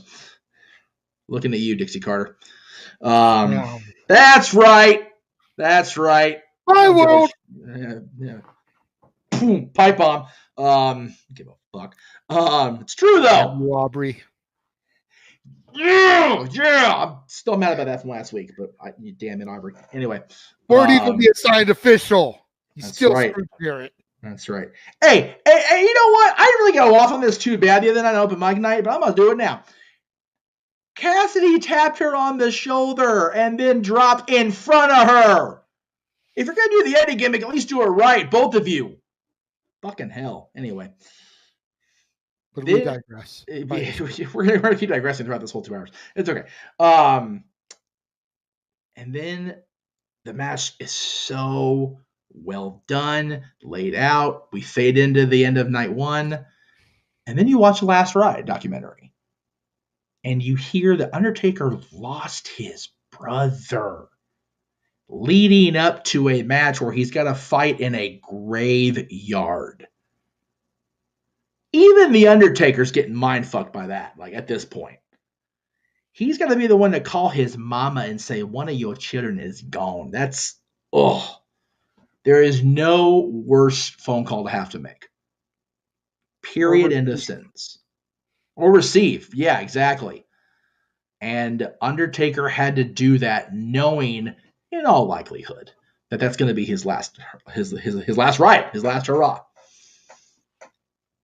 And when you also think about the spot that he freaking near Goldberg himself on the hearse window, and the fact that they did stop that filming at that point to clean him up and let him recover, and you find out how long that match took to actually put together and actually get ready for prime time. If it's not number one for those reasons, it's just because it's WrestleMania main event and there's so many good choices. But I can't, as much as Undertaker had so many big, I mean, when you have 25 matches at WrestleMania, you're going to have a lot of big moments. But this one being his last one, I think was fitting. Much more fitting than he and Roman, although had that been it with the hat and everything being in the ring, I'm okay with it. This one was so much more fitting for me. Yeah, I mean, clearly it didn't make my top 10. Right. It did make my top 20. I'm not going to say where I want people to come back. Right. But the one thing that really kind of did irk me about the match, and I understand where the world was and what had to be done. Right. But the fact that it did play out so much like a movie. Yeah. Yeah. There's like dialogue and stuff in between the match, Right. Yeah. Traditionally, yes, the competitors talk to each other in the ring, but we can't hear what all's being said. Right. But because it was cinematic, because it was shot the way it was shot, everything was like watching it on an AMC, Cinemark or whatever, Regal, big screen theatrical presentation. Yeah. And as much as they put into it, as great as it was, like I said, still came in my top 20. Right. It removed me from the match just a little bit. Okay. Because it's so technically done. Yeah, so cinematic. Yeah, That's the only problem I had with it. That's fair. It's like I literally wanted to pause, rewind, pop some popcorn, and sit there as I'm watching it because it legit played out like a movie. Yeah. And then the run in from the OC and everything. It's just like, yeah. That's where I go. The ninjas. It's like, come on, bro. Am I watching Undertaker AJ or a freaking bad kung fu movie? Freaking ninja druids. What the hell? You feel me on that? No, I totally do, and I totally do. I just, again, we have 41 matches to choose from, y'all. We got. It was rough. It was rough. But again, you gotta factor it into the time frame and the COVID era, and like we mentioned about the Iron match earlier. You put that match on in front of that WrestleMania 12 crowd. Yeah, it goes over like a fart in church. Yeah. People over here talking about can we get Taker Giant Gonzalez again? Right. Yeah. But for the time and the place and what was going on in the world, it worked. Yep. Exactly. You even try to put that match on today. I don't know if it goes over as big because fans are allowed back in. We can see people in live arenas. We can have 70,000, 80,000 in SoFi, whatever the record-setting sellout crowd is going to be. Right. I don't know if that match goes over as well today as it did then. Yeah, it's very much a product of its time, and it works for its time. And I think it holds up today, just not being presented live today. That's the difference. Yeah. All right. Number 5 is the first triple threat on my list. Okay. Technically. I know where you're going with it. WrestleMania 31, Brock Lesnar versus Roman Reigns in the main event in Northern California versus Seth Rollins. Just kidding, he cashed in. Yeah. You talk about a WrestleMania story going in that had all the makings of a wet fart in church. Okay? Nobody wants Roman to be here. Nope. Lesnar only announces he resigns with the company that week. People are thinking he's on his way. I was like, oh, fuck, we're going to get Roman for sure as champion now. And then it's like, oh, wait a minute. Lesnar might win this thing after all because he resigned. They're at NorCal, which, for me is just bad anyway. But and earlier in the doing in the Cup playoffs. How are we doing there? Are you going to make it this year? That's right. Everybody at the SAP Center, how y'all doing today? Fuck y'all. Anyway. And earlier in the night, Mr. Money in the Bank does the Money in the Bank usual and drops a match to probably the greatest RKO in history.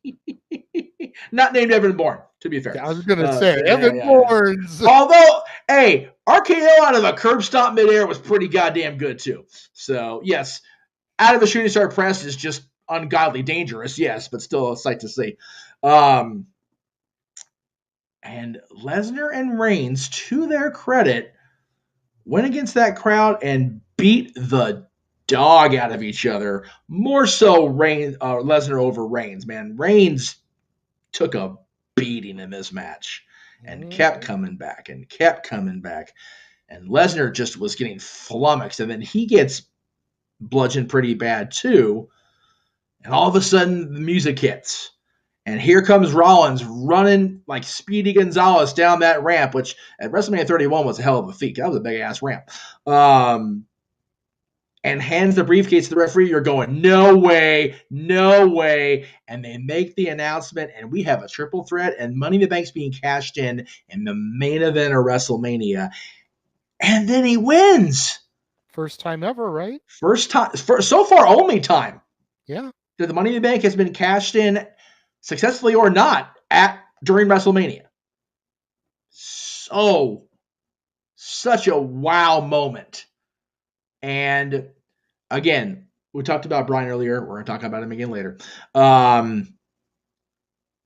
Watching a guy that I, watched grow on the indies, like Tyler Black, Seth Rollins did, having him stand there over Brock Lesnar because he was down at ringside, didn't take the fall because of the triple threat scenario, but Brock Lesnar and Paul Heyman down at ringside. Roman Reigns, the golden boy of the Anawahi family, takes the fall. And Indy darling Seth Rollins at the top of that ramp in front of Aaron and everybody in the No DQ team holding the WWE Championship over his head. It's like, wow. It was such a great moment. So fucking cool. And again, Heist of the Century, as it was called on the commentary. Hard to argue with that call. Seth Rollins stole the damn title. He stole the damn show out from under everybody that night. Figure Undertaker makes his comeback after losing the streak. You figure AJ Lee ultimately wrestles her last match. You figure that Nikki Bella has her last official WrestleMania match that night. There's so many things going on at WrestleMania 31. The first WrestleMania not to have a number attached to it, by the way. Which is now a every year thing. And Seth Rollins is the defining moment. And I think that's too cool. That's wonderful. That, my friend, was the last one we don't share. Okay. For the record. The next 4 we share, just not in the same spots. Okay. And I will start it off by having my number 4 is the one you ranked number 1. Wow. And again, stories and matches syncing up to make beautiful music together. There was no greater story than the streak versus the career of Mr. WrestleMania. At least at this point. Mm-hmm. These two, along with Triple H, the next 2 years, were the last outlaws, the last vestiges of an era that you and I really came into our own as people and as fans of the business. The Monday Night War / Attitude / Nitro era was our jam. And these two gentlemen, along with Triple H, like I said, really helped shape that. As much as it was about Steve Austin and Vince McMahon, and it was, those two, especially main eventing WrestleMania as they did. You figure of the entire story you talked about over the course of 6 years, it was the only time that story was the main event of WrestleMania. Yeah. Should it have been 2 years later? If it's not Rock Cena, probably. And even then, there's an argument for my money. Because, yes, Rock beating Cena was monumental for Rock and for John. But Undertaker, Triple H, and Michaels refereeing a Hell in a Cell match, end of an era, I don't know how you get a bigger feels moment than the three at the top of that ramp. Even with Rock winning, even with Cena in the aisleway just dejected. That moment with the three of them at the top of that ramp was just... Yeah. And it really starts... It started in the 07 Rumble, yes, and it evolved in the 08 Rumble and the match prior to this. But this match, closing WrestleMania, closing Shawn's career, Saudi Arabia, quiet you, was the real moment where you went, man, the streak.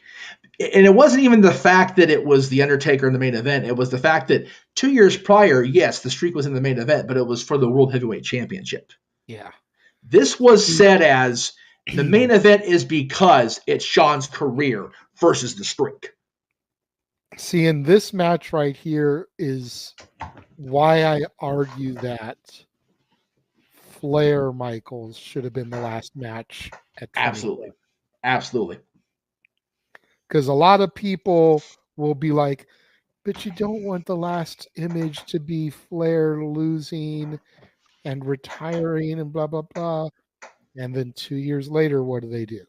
The last image is Shawn losing, has to retire, blah, blah, blah. And it's not near as emotional. No. Don't get me wrong. Great match. Yes. My number one. Yeah. But it doesn't come with the emotion. No, it doesn't. You know, especially when you watch him mouth those words, and I know I'm going to get you choked up again, but damn it, I'm sorry, I love you. Yeah. This match doesn't have that emotion. Not to the degree. No. But I'm not saying it's not emotional. Yeah, right. But it doesn't have that level of emotion. Right. Yeah, it's very intense, especially the end when Shawn just, refuses to die, refuses to stay down, and he claws himself up on the Undertaker and does the Undertaker, let me be fair to the right party, the Arn Anderson symbol of, the choke out or whatever, and then he rears back and slaps Undertaker across the face. And Undertaker for that moment just loses the emotional control and just the eyes roll back. He's like, all right, motherfucker, fine. And he jumping tombstones like, God damn, I think he tried to kill him for real. And he did. He killed the career, we thought. Quiet, you, Saudi Arabia. Shush. Leave that one where it be. Shush, please. Hey, if Hunter's Peck and Kane's mask can be left back there, so can Shawn's retirement. Anyway, and I said what I said, and I mean it too. The four of them will tell you the same damn thing. That was a train wreck. But anyway, yeah, it's emotional, but you're right. And the only thing I will argue against Flair and Shawn main eventing is because if Undertaker Edge is earlier in the night, we have to stop the show earlier or for a pause for the pyro to be put out. Because Undertaker pyro done made things bad. For some people anyway. Second degree burns were a thing. All right. Well, number 3. Rain delay 1 year, so we can have a small delay for a fire. Same state too, ironically enough. What the hell, Florida? Anyway, that's why Disneyland's the best, because Disney World is in a crazy state. Anyway, saying that in California, yeah, that didn't sound hypocritical at all or bullshit. Anyway, oofa. All right, number 3 is a rematch from my number 9. You talk about story here. Okay, so the match is awesome. You talked about it. It was high up on your list, I think, right? It was lower on my list. It was lower on your list. Okay, I'm sorry. But bottom half. But the story, again, we go into 99 WrestleMania. Austin regains the championship. The feud with Vince lingers for another few months. And then Vince is turned to babyface because the world is weird. And Austin gets run over by a car by somebody who did it for The Rock. No, he didn't. Howard Triple H. And he's gone for a year. Almost a full year he's gone. And The Rock and Triple H become the damn WWF, as Triple H put it, in the year 2000. And then Steve returns. But then Kurt Angle becomes the WWF champion, thanks to Rikishi again. Rikishi, stop helping The Rock. Just stop. No. No more helping. No more helping Dwayne. Junior, just No knock that quiche, shit off. that's a bad quiche. No quiche, that's a bad quiche. I still say he messed up at No Mercy because he had so much blood kicked on his face from Austin beating the shit out of him because he couldn't see who he was kicking. Anyway. But then we hit Royal Rumble. And we hit another New Orleans show. And other than the monumental moment of Drew Carey making his WWF debut, Stone Cold wins the Rumble. Like, ooh, Austin going to be the main event in Texas. Okay. But it's against Kurt Angle. So, okay. And then we find out Rock and Angle are going to find a way. I'm like, okay, well, here we go. This is how it's going to be a thing. Okay. And The Rock becomes champion. So we're getting the rematch, but this time they're both baby faces going in. This time we have to choose. And the story in this match, yes, even the botched heel turn that only really botched as it evolved over the course of the rest of the year. If we're being honest with ourselves, in the moment it's happening, let's see, I'm trying to lay out of the room that night. My chair was over there. So I'm sitting over there watching the TV, and my jaw is just on, like, what? Because Steve Austin has aligned himself with Vince McMahon. Like Paul Heyman famously said, he has sold his soul for the WWF Championship. And it's like, well, wouldn't any of us do the exact same goddamn thing if we got to? To be the WWF champion? I mean, hell. The corporate Texas rattlesnake. Right? And for that, I will give the credit for the first, we'll say 2 months after WrestleMania. Because he wasn't being Huggy Bear. He wasn't being, singing Kumbaya and shit. He was evil. He was twisted. He was aligning with Hunter as well. I was going to say, that's because you had the 2-man power trip until Hunter injured his quads the first time. Yeah, because really think about that. Hunter goes down with the injury. Other than the brilliance that was TLC 3 that week on SmackDown, Austin's run from that moment flipped a switch. And granted, he also got banged up shortly after that, as did Kurt Angle, which is why they had to go into the whole comedy thing with the two of them for a while. Granted, he got banged up himself, shortly after Hunter went down. He figured the King of the Ring match with Benoit and Jericho, Booker T putting through a table, banged up his elbow. Kurt Angle's also getting, himself beat to shit by literally throwing Shane McMahon through glassware about 45 times at King of the Ring. So the comedy thing evolved the way it did with him.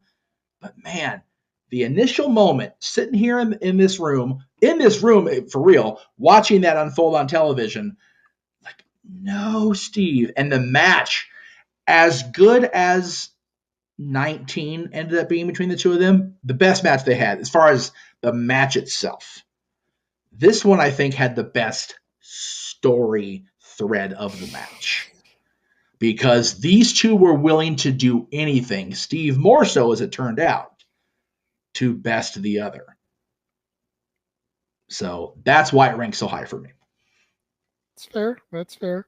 I mean, you talk about how Angle was the champion and had to have the match with Rock at No Way Out. Imagine if we had Angle Austin at this Mania. Yeah. We talk about what Michaels did for Cena at 23. Angle for sure would have brought that Stunning Steve Ringmaster back out of him. Yeah. Knowing that Angle could protect and take care of his neck. Yeah. We could have had some serious Matt Classic at 17. No. Angle, Austin. True. Yeah. I mean, this was the way to go. This was the money match. Don't get me wrong, but the benefit and the burden of hindsight will always be what they will be. I mean, because you figure Angle was one of, if not the top heels at that time. Yeah. So you would have had a face heel match instead of face in the main event. Mm-hmm. And I don't think Angle had a Mania main event, except for maybe the one with Lesnar. At that point, he hadn't. No. Yeah. But also keep in mind the emotion of the turn. Now, granted, Vince helping Austin against Kurt Angle isn't near as effective because Kurt Angle really wasn't Vince's boy at this point. Again, there's a lot of things that if you pull one thread, everything changes. But people still, and I don't disagree with them shitting on the heel turn and the subsequent invasion storyline that went the way it went. But I find a lot of good in it, and I know I'm very biased because I was a big fan of it. Same. The Austin Angle stuff that came during 2001, I thought was way better than people projected it was going to be. Yeah. So, all right, number 2 and number 1 were higher up on your list, if I remember right, but they were also both discussed as one comparing to the other on your list, and we did talk about that. They would come up. For a guy that hates triple threat matches, number 2 and number 1 are triple threats, so that's scary. Yeah. But again, the story, man, the story and the match of number 2. You've got Big Dave, who you and I are just not all that fond of when it comes to in the ring. Nope. Is what it is. You've got the Viper, the undisputed WWE World Heavyweight Champion, who had beaten our guy at this point. I mean, he wasn't your guy at this point, John Cena. And then you've got our buddy Brian, man, who had come off of winning the championship at SummerSlam, thinking he regained it at Night of Champions, going through Hell in a Cell with Orton, dealing with his trainer, his mentor turning on him, and having to defeat Triple H earlier in the night to properly earn the opportunity to be in this match. As great and emotional as the moment was, you did mention earlier, the match was good. I'll even go as far as say the match was great, but it wasn't as great as it could have been because of the need for the rest points, the need for the stoppages with Figure Brian getting injured and Big Dave being at that point 4 years away from full-time wrestling. So, but you can't deny that the story behind the story during and the unbelievable moment after are what make this one of the best main events in WrestleMania history. Put it to you this way. If the third man in this match was just about anybody other than Brian, it would have been Cena Batista level for me, and I would have turned my back. Wow. That's pretty bold, but it's not wrong. I don't think. Because despite my love and adoration for Orton, Batista had no business being in the main event of this match. No, he didn't. And for him to come back and be in the main event of WrestleMania, my back would have been turned. And when you go back and figure, Jay, that the A&E special that aired not this last weekend, but the weekend before last, was Triple H Batista's rivalry. In fact, he came back again, but seemingly knew his place this time. He wanted to close out his career with Hunter, and it wasn't the last match. And I think it turned out better than a lot of people figured it would. I think that Triple H and Batista at WrestleMania 35, as long as that WrestleMania was, as crazy as the timing of that show got, I think it told a much better closing story for Dave than anything else could have. Because it wasn't the last match and it wasn't him, being driven into the spotlight against our will. So, with that being said, I did say it was triple threat at number 1. I did say it was comparing to the WrestleMania 30 match, so it's kind of obvious at this point. Yes, Jeff Meacham on a Dad's Not Always on Wrestling show ranked a triple threat match at number 1 and number 2 on a top 10 list. Damn. Note in the logs, kids. But Duly noted. But hashtag Statboy approved. That's right. Well, I don't have that graphic handy, but it's okay. How can you argue against the story behind these three being the best, one of the best stories they ever told?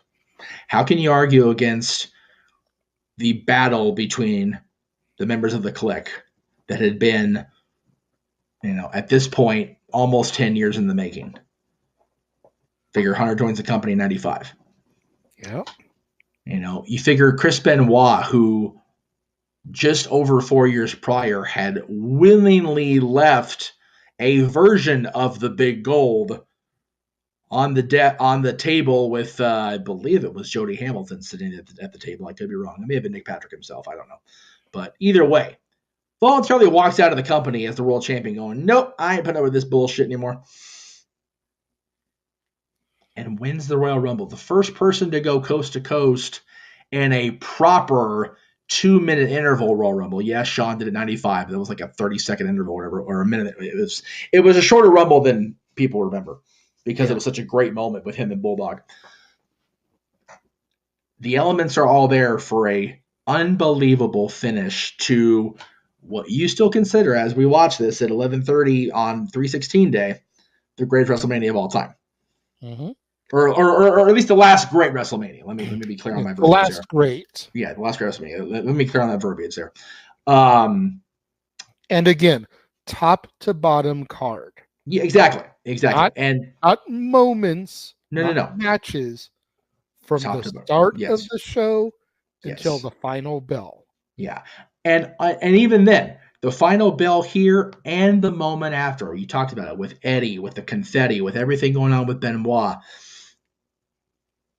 When you think about how monumental the moment was in the moment, and you think about just under 2 years later, we get Eddie ripped from us. Yeah. And you think about 2 years after that, we can't even acknowledge this moment no more. Officially. Yeah. We do. That's why I made sure to share it in the group chat on the anniversary, because as of this year, that was 19 years ago. It's crazy. It is absolutely crazy to me.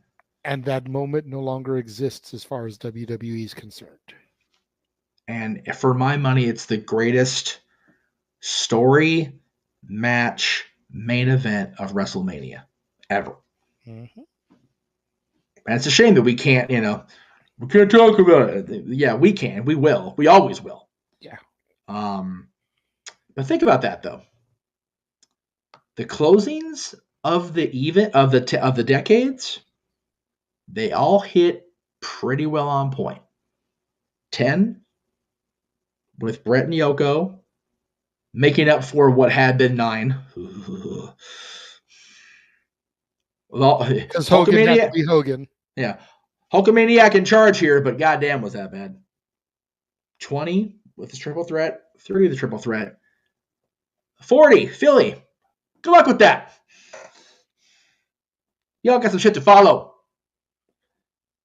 As do we on this channel and the multiverse of media, because yes, it's March 20th, which is the anniversary of WrestleMania 10, ironically enough.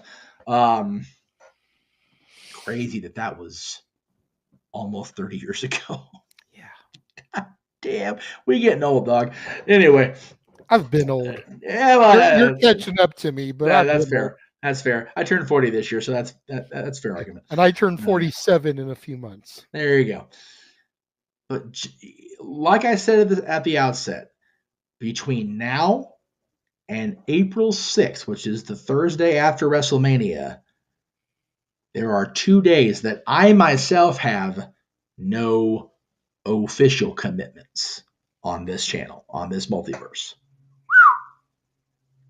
Because in the interim, we've got 2 episodes of Stat Boy Sports featuring Dory Lou on Tuesdays, both tomorrow and next Tuesday at 7 o'clock Eastern, 4 Pacific. Both weeks, we've got The Greg Cherry Show at 7 o'clock Eastern, 4 Pacific on Wednesdays. You, sir, as far as I know, have even more Throwback Thursday content to throw at us. Yes. I am just loving the shit out of these. I'm not going to lie. As hard as it is for me to go back and watch my own shit, some of this whole time, it's like, oh, I'm so much better now. I'm so proud of myself for improving. Because it's rough. It's rough. Yeah. You know, I mean, I rewatched back a lot of my old stuff too as I was trying to cut it stuff. Dad's has been the trickiest one, if I'm being 100%, because of filming and the elements and the cameraman we had at the time. There's so much trimming I have to do to Dad so that we can try to stay in the frame. That's been the hardest one to do. Right. But you know, man. It's been fun revisiting these. Yeah, it has. You know, I mean, episode 3s went up last week. Yes. Episode 4s are going to go up this week. Episode 4 of Dad's was the first one you weren't on, and we had a special guest. Oh God, that's right. Oh my God.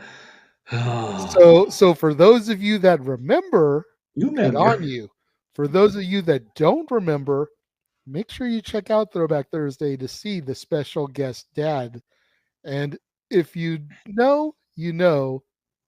But if you don't know, well, you already knew that. Oh my God. Oh, now is that special guest on episode 5 as well for Mania Week? I don't recall. Okay, well, I'll have to wait I'm gonna have to go back when I get there. But here we go. I know 4 was his debut. I don't think he came back for a couple more episodes. Okay. And then the 3-man team became a thing. Oh Lord. You know, anyway, Coach JR and Keen over here at ringside. Yeah, right. And I will let the fans determine who's doing that one. Yeah, that is y'all's call when we get there, because goddamn. But yeah, Throwback Thursdays have been fun to go through. And, you know, I don't know how many times I've said it on the air, so I'll go ahead and take this moment while we're discussing it. Thank you to James Hebert. Thank you to Noah Foster.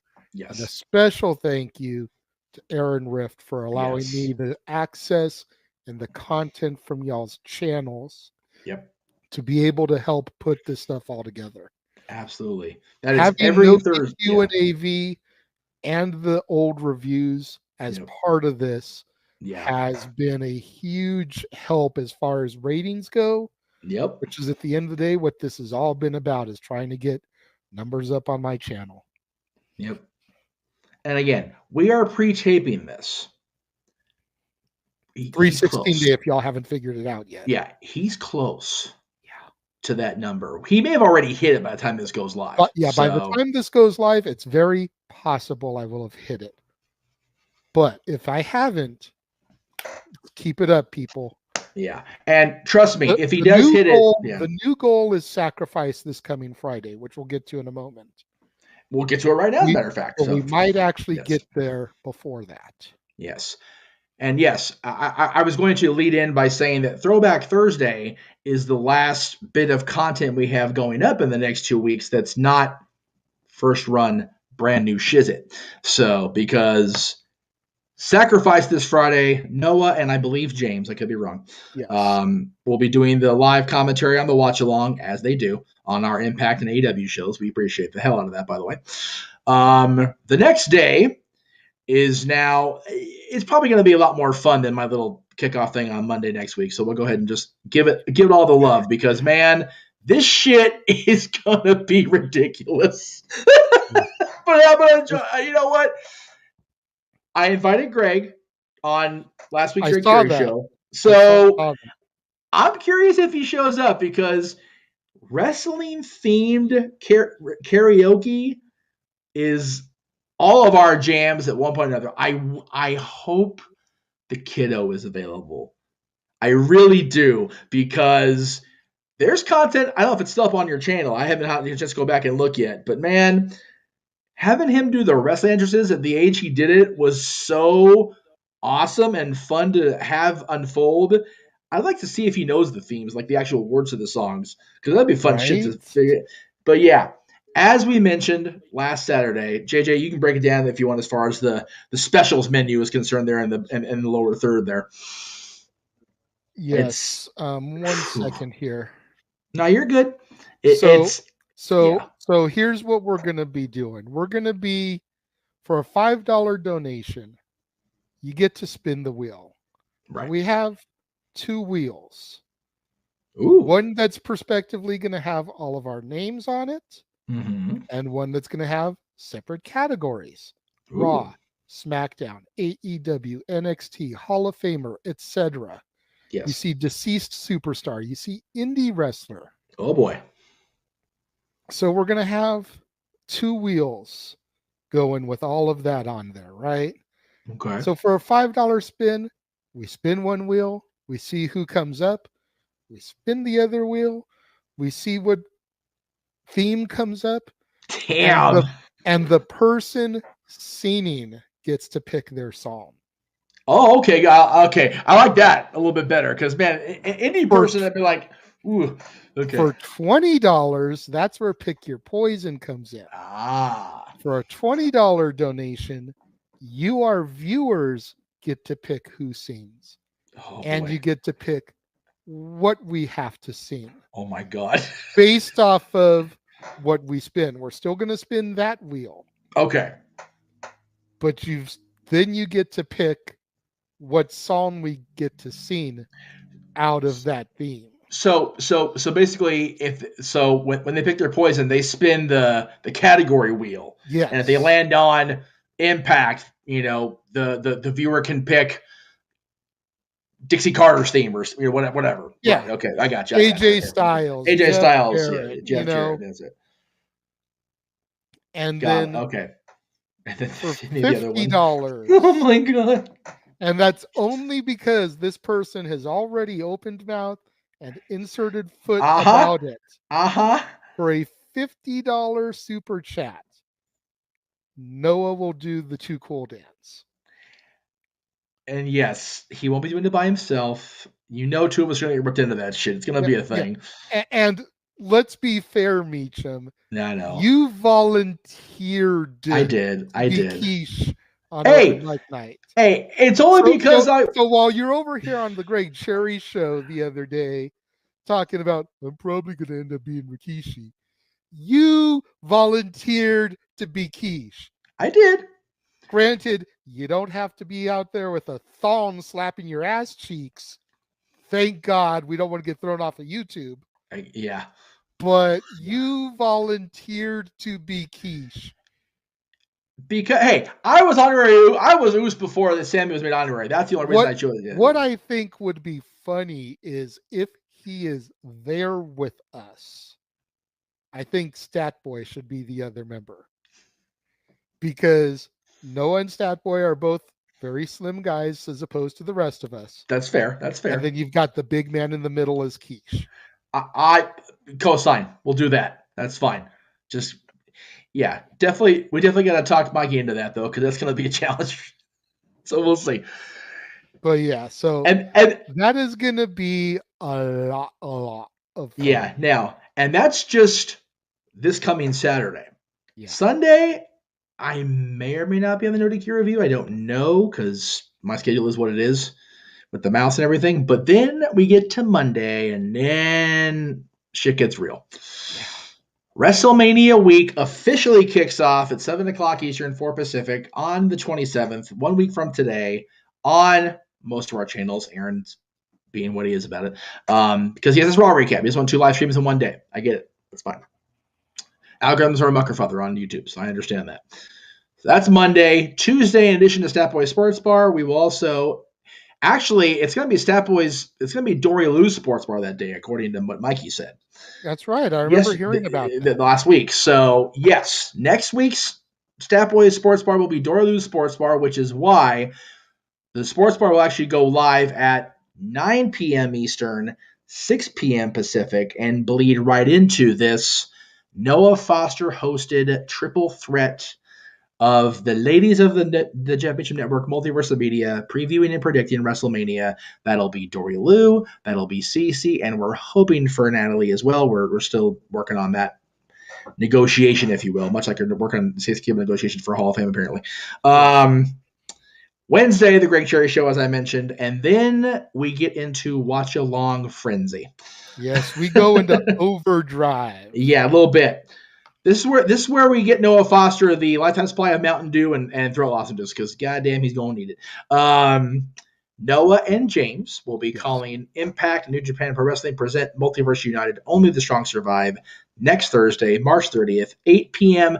Pacific is the start time on Fight, I believe, is where they're broadcasting this, as well as New Japan World. So we'll probably go live at 7 Eastern, maybe even 7:30, just to give us a little bit of a cushion. It depends if they have like a pre-show or countdown to Impact, whatever the hell version of the show they're calling it. I imagine they'll have something, but we will probably go live between 7 and 7:30 Eastern on that, or 7:30 Pacific, excuse me. It's so weird having it start time be Pacific because it's the Pacific. It threw me off. Then the first of 2 double streams.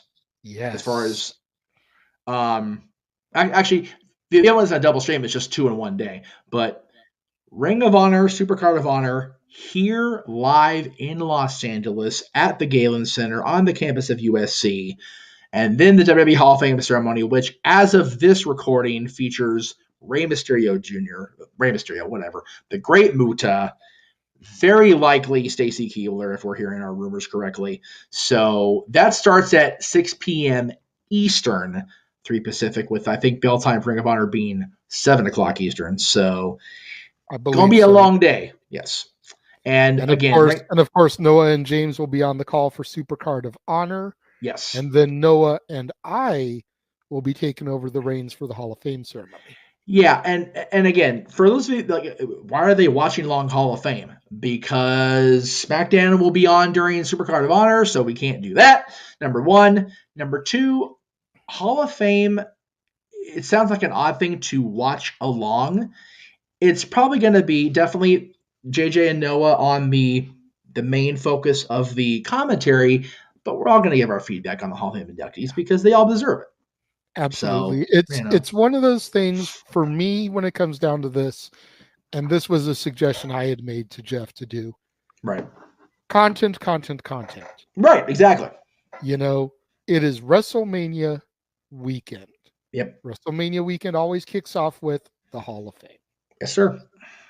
So for us to sit there, watch the superstars get inducted, be able to relay to you, what they're saying, because maybe you're at work and you're not able to tune in and watch it. Right. But you can have the podcast running and hear the chatter. Right, exactly. Rey Mysterio is talking about his times in WCW, Filthy Animals, being LWO but not LWO. Right. He's saying how much he still loves Dominic despite everything. Conveying to y'all what their messages are. Yes. While you can't see it. Yeah. And then once they're off the stage,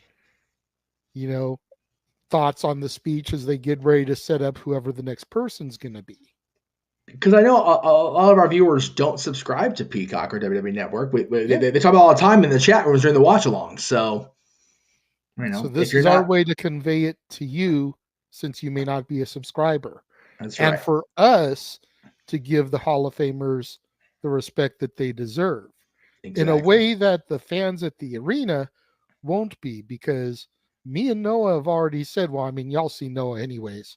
I'm wearing a shirt and tie for this. Right. Because that is the way Jeff and I feel the Hall of Fame should be. Absolutely. Absolutely. And I'm sure Jeff will be there with a shirt and tie if he's not actually there and hasn't scored a last-minute ticket. Yeah. And we'll even make sure that it says in the group chats that, shirt and tie required for this event. That's right. The only reason James can be James during the Supercard of Honor, but as soon as that goes dark, change into a shirt and tie real quick. The only reason I wouldn't be is if I was coming straight out of something, be it work, whatever, and I had to rush in and basically throw on my producer's headset. That's really the only reason it would be a thing, to be fair. And even then, I'll have one of my I should have my polo shirts as we tape this tomorrow. Yeah. So I'll wear that if anything. But I mean, that's going to be the first of 2 double feature days. Then the second double feature day, sir.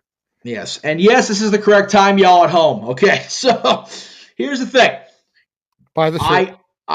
Please buy that shirt. I don't know where the hell it is at this point. Teespring, I think. Hand to God, I saw it advertised as 11 a.m. bell time with a 10 o'clock entry into the arena. That is not the case. It is 10 o'clock the show starts here locally, 1 p.m. Eastern, so we're going live the half hour before. Yeah. So I was the one that pointed this out to Jeff because NXT is my NXT, damn it. Yes, damn it. That's right. So I noticed that they were promoting stuff for 10 o'clock, and I was like, realize you have it scheduled at 11. The show's going live at 10. Yes. We at least need to be going live at 9:30 for pre-show purposes. No, I agree with it, and that's realistically we should probably go at 9, but 9:30 I feel is good enough considering how ungodly early it is for us West Coasters. Yeah, I mean, at the time I should say, that's not the case now, but the only reason I was not going to attend this show was because it was going to be so freaking early, and I wasn't about to get up early on a goddamn Saturday, at least not on purpose. Of course, things have changed in the interim of booking that show, so, it is what it is. Thank you to a friend in the Great White North. Which I will get to momentarily. I'm just trying to load the graphic because I realized I didn't load the graphic and the time I needed to. That was 100% me. But anyway, as we say, I digress. Buy that shirt again. There it is. Boop, boop, there we go. So the next day, of course, is only 12 days away, man. I can't even freaking believe we're under 2 weeks away from WrestleMania being back in Los Angeles proper. Yes, it's at SoFi Stadium, so it's Inglewood, but it's LA County proper, which is what I told myself when I watched WrestleMania 21. The next time I was in LA County, I would be there. And yes, I will be live on location at SoFi Stadium, and we'll have our WWE team of the Simple Man with Spectacular Voice, Noah Foster, and the Renegade J.J. Williams live on commentary, hoping to, and again, here we go with the hoping to have live, or at least live via Memorex footage of this interaction, because if I don't capture that on video, I'm definitely missing the mark. Well, maybe not this mark, but a mark anyway. I digress. That was a bad dad joke. That was one of the worst I've ever done. That was really, really, really shitty. Anyway, that was fucking god awful. Anyway, yeah, that's all in the span of Saturday. NXT Stand and Deliver, Dad and I meet the Undertaker, and the first night of WrestleMania. Yeah. Then we get to go home and try to sleep. Yeah. WrestleMania Night 2. Again, same day, the next day, same shenanigans, different day. Yeah, same commentary team. Yes. Noah and JJ will be on. Noah and JJ be on the commentary. Yes. We haven't determined yet if I'm going to be producing and commentating, or if we're going to have James producing, so me and Noah can just commentate. Right. But either way it goes. Yes. We will see these guys there on the commentary. I'll be popping in as best I can. I mean, I'm sitting in section 550. It shouldn't be too much noise to have to worry about fighting. So, if you're at SoFi, bring this man a drink. Seriously, I will put my ticket location on there, at least for night 2. Night 1, I need to actually do a bike night afterwards. I kind of got a little, you got to say a little bit straight. But night 2, hell with it. Travis driving anyway. Fuck it. Whatever. I don't care. And then what do we have on Monday, Jeff? So 2 weeks from today, the dads return, and a topic that JJ I know was very much looking forward to talking about, and we're going to get into that recording hopefully sooner rather than later. The top 10 ECW World Champions.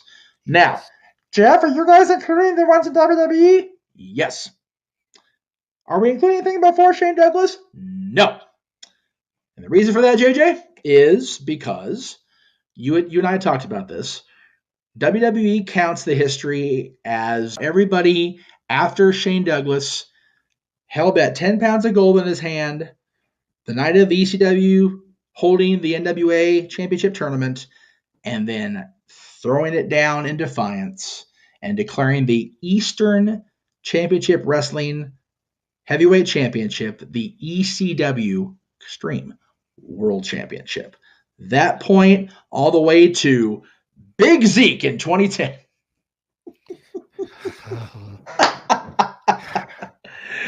Oh, that should be fun just because of that. Just because, like, we have to. Because, I had such high hopes for Zeke too, but then they did him the way they did him, and it just is what it is. And again, had he won it any other night than the last night, could have had something come of it. But also, at the end of the day, NXT evolved out of that. So, can't shit on it a whole lot. We can a little bit because we do miss our ECW, without a doubt. So it is what it is. Anyway, then immediately after that broadcast, we have the Raw after Mania, which is always one of the biggest days of the year. And traditionally speaking, and as we did with, I forget what show we did that for. So Raw is 30. Raw is 30. Thank you. As we did with the 30th anniversary of Raw, there'll be 2 sets of commentaries because the live to everybody in the world except us people that don't get USA Network out here at 5 o'clock will have Noah and James on the commentary. And then at 8 o'clock Pacific, you and I will go live on USA as far as we are concerned and call what has traditionally been one of the craziest days of the calendar year for WWE. So very much looking forward to all that. It's going to be a good, solid, more than a week, really. Yeah. Figure the next day will be the No DQ review where I'm going to be recapping my experience at Mania. I'm going to try very hard to make sure that is able to be posted on the Multiverse at least a day after so I can actually have that be on our stuff because I won't be able to talk about it at length, right? Because it'll be popping in throughout the show. But hopefully the No DQ review will be able to be up. And then the next day, I will not be on the Greg Cherry show on April 5th because I'll be at Disneyland with the boy for his birthday. And then I finally get to rest. In theory, for one whole day because AEW threw a doubleheader at us for the 7th. So, yes, man, again, Jay, WrestleMania always gets us ramped up a little bit more than any other time of the year. But with WrestleMania literally being here in 12 days, with me being able to be on the premises, with you and Noah providing the commentary along the way for the WWE events, it could conceivably be the biggest week, whatever you want to call it, in either of our podcasting history. And I can't wait, man. Yes, and not to try to take anything away from you or your hosting of the events on your channel. Yes. But with the fact that I am 99.9% likely to be monetized by the time we go live for Supercard of Honor. Yes. Anybody that is watching this channel, this show on Jeff's channel, I would like to request that you guys, if you enjoy any of the stuff that I have done over the years, whether it is on my own or with Jeff, right, please come to my channel Yes, for agreed. one of these events and just show me some love with some super chats over there, because I finally will be able to begin receiving them. Yes, exactly. If you have ever enjoyed anything I have presented to you, please come start showing me some love so that I can Absolutely. begin making some money. I'm not trying to take money out of Jeff's pocket. Well, no, I know how much he looks forward to and receiving your guys' super chats as well, but I know that he does not hold against me asking for a little bit of love to be shown over the course of one of these numerous events Yeah, that's there going to be is going on. You so figure much. you've got, like you said, Impact New Japan, you've got Super Card of Honor, you've got the Hall of Fame, you've got Stand and Deliver, Night 1, Night 2, Raw After Mania. 7 shows in 5 days. That doesn't even count open mic night. Yep. There's a lot of opportunity for you to come to my channel. Yep. Give me some views, some view hours, and hit me up with some super chats, because I wasn't joking when I said I was scared / nervous about all this. I No, never absolutely. thought I would be, granted not in this chair, I'll be on the couch out there, but I never thought I would be in this position calling WrestleMania. Right. So to get some of that love back from y'all, Yeah. it's just going to make it that much better for me. Put it this way, if our theory is true, and again, we're taping this on the 16th, if our working thought process is the case and you are monetized by the time we go live for Sacrifice, that karaoke night could be big bank. It And could be, but I don't want to bank on that, which is why I'm pushing for those events Mania weekend. No, I Yes, agree you're with that. absolutely correct there. I agree with that. And what I was getting at was, the karaoke night has very much been your spearheading and the gestation of the project. So if anybody is watching, if the opportunity is there and you are monetized, throw the super chats on the Casa channel, because they will go up either way. So you might as well give the man the love that, more than earned it by putting the project together. So I appreciate that. But with that being said, it is now past noon recording time. It is well past the 2 hours we were hoping to go, so we're going to have to put the show up a little earlier than 6 o'clock. It happens. It happens around here. So I am, again, eternally grateful for everything that has come before and is to come in the next 2 weeks. Get out there and support everybody that's on our multiverse. Noah, James, Aaron, Greg, JJ, Mikey, Dory, everybody that's out there. Give them the love on YouTube. The Give man them the love. himself. I appreciate that. And get all the visits that you can with me, because once I'm here, it's going to be hard to reach me because I'm going to be all up in the shit. So thank you all for watching. He's going to be all up in the Kool-Aid, and he will know the flavor. Oh, I will know the flavor. It'll be, well, I mean, the background I have is freaking Chargers blue and gold, but it is what it is. That's just Honey Jack. yeah. That's just Honey Jack and AMF, and that'll very likely both be a thing. Anyway, let's get off that quickly before it really becomes a thing, because people will do this to me at Mania. Like, it'll actually be a thing, and I'll have to be carried through another show. Which, whatever. He is the Renegade J.J. Williams. Renegade Wrestling for this whole month. God bless him for it, man, because some of the movies you're watching on Renegade's reviews, woofa. He is the West Coast Professor, Jeff motherfucking Meacham. That's right. We are the dads, not always on wrestling, although this week we are, and we will see you guys pretty much every day of the next 2 weeks, one way or the other, for wrestling content. We'll be back here in a couple weeks for our Top 10 ECW champions.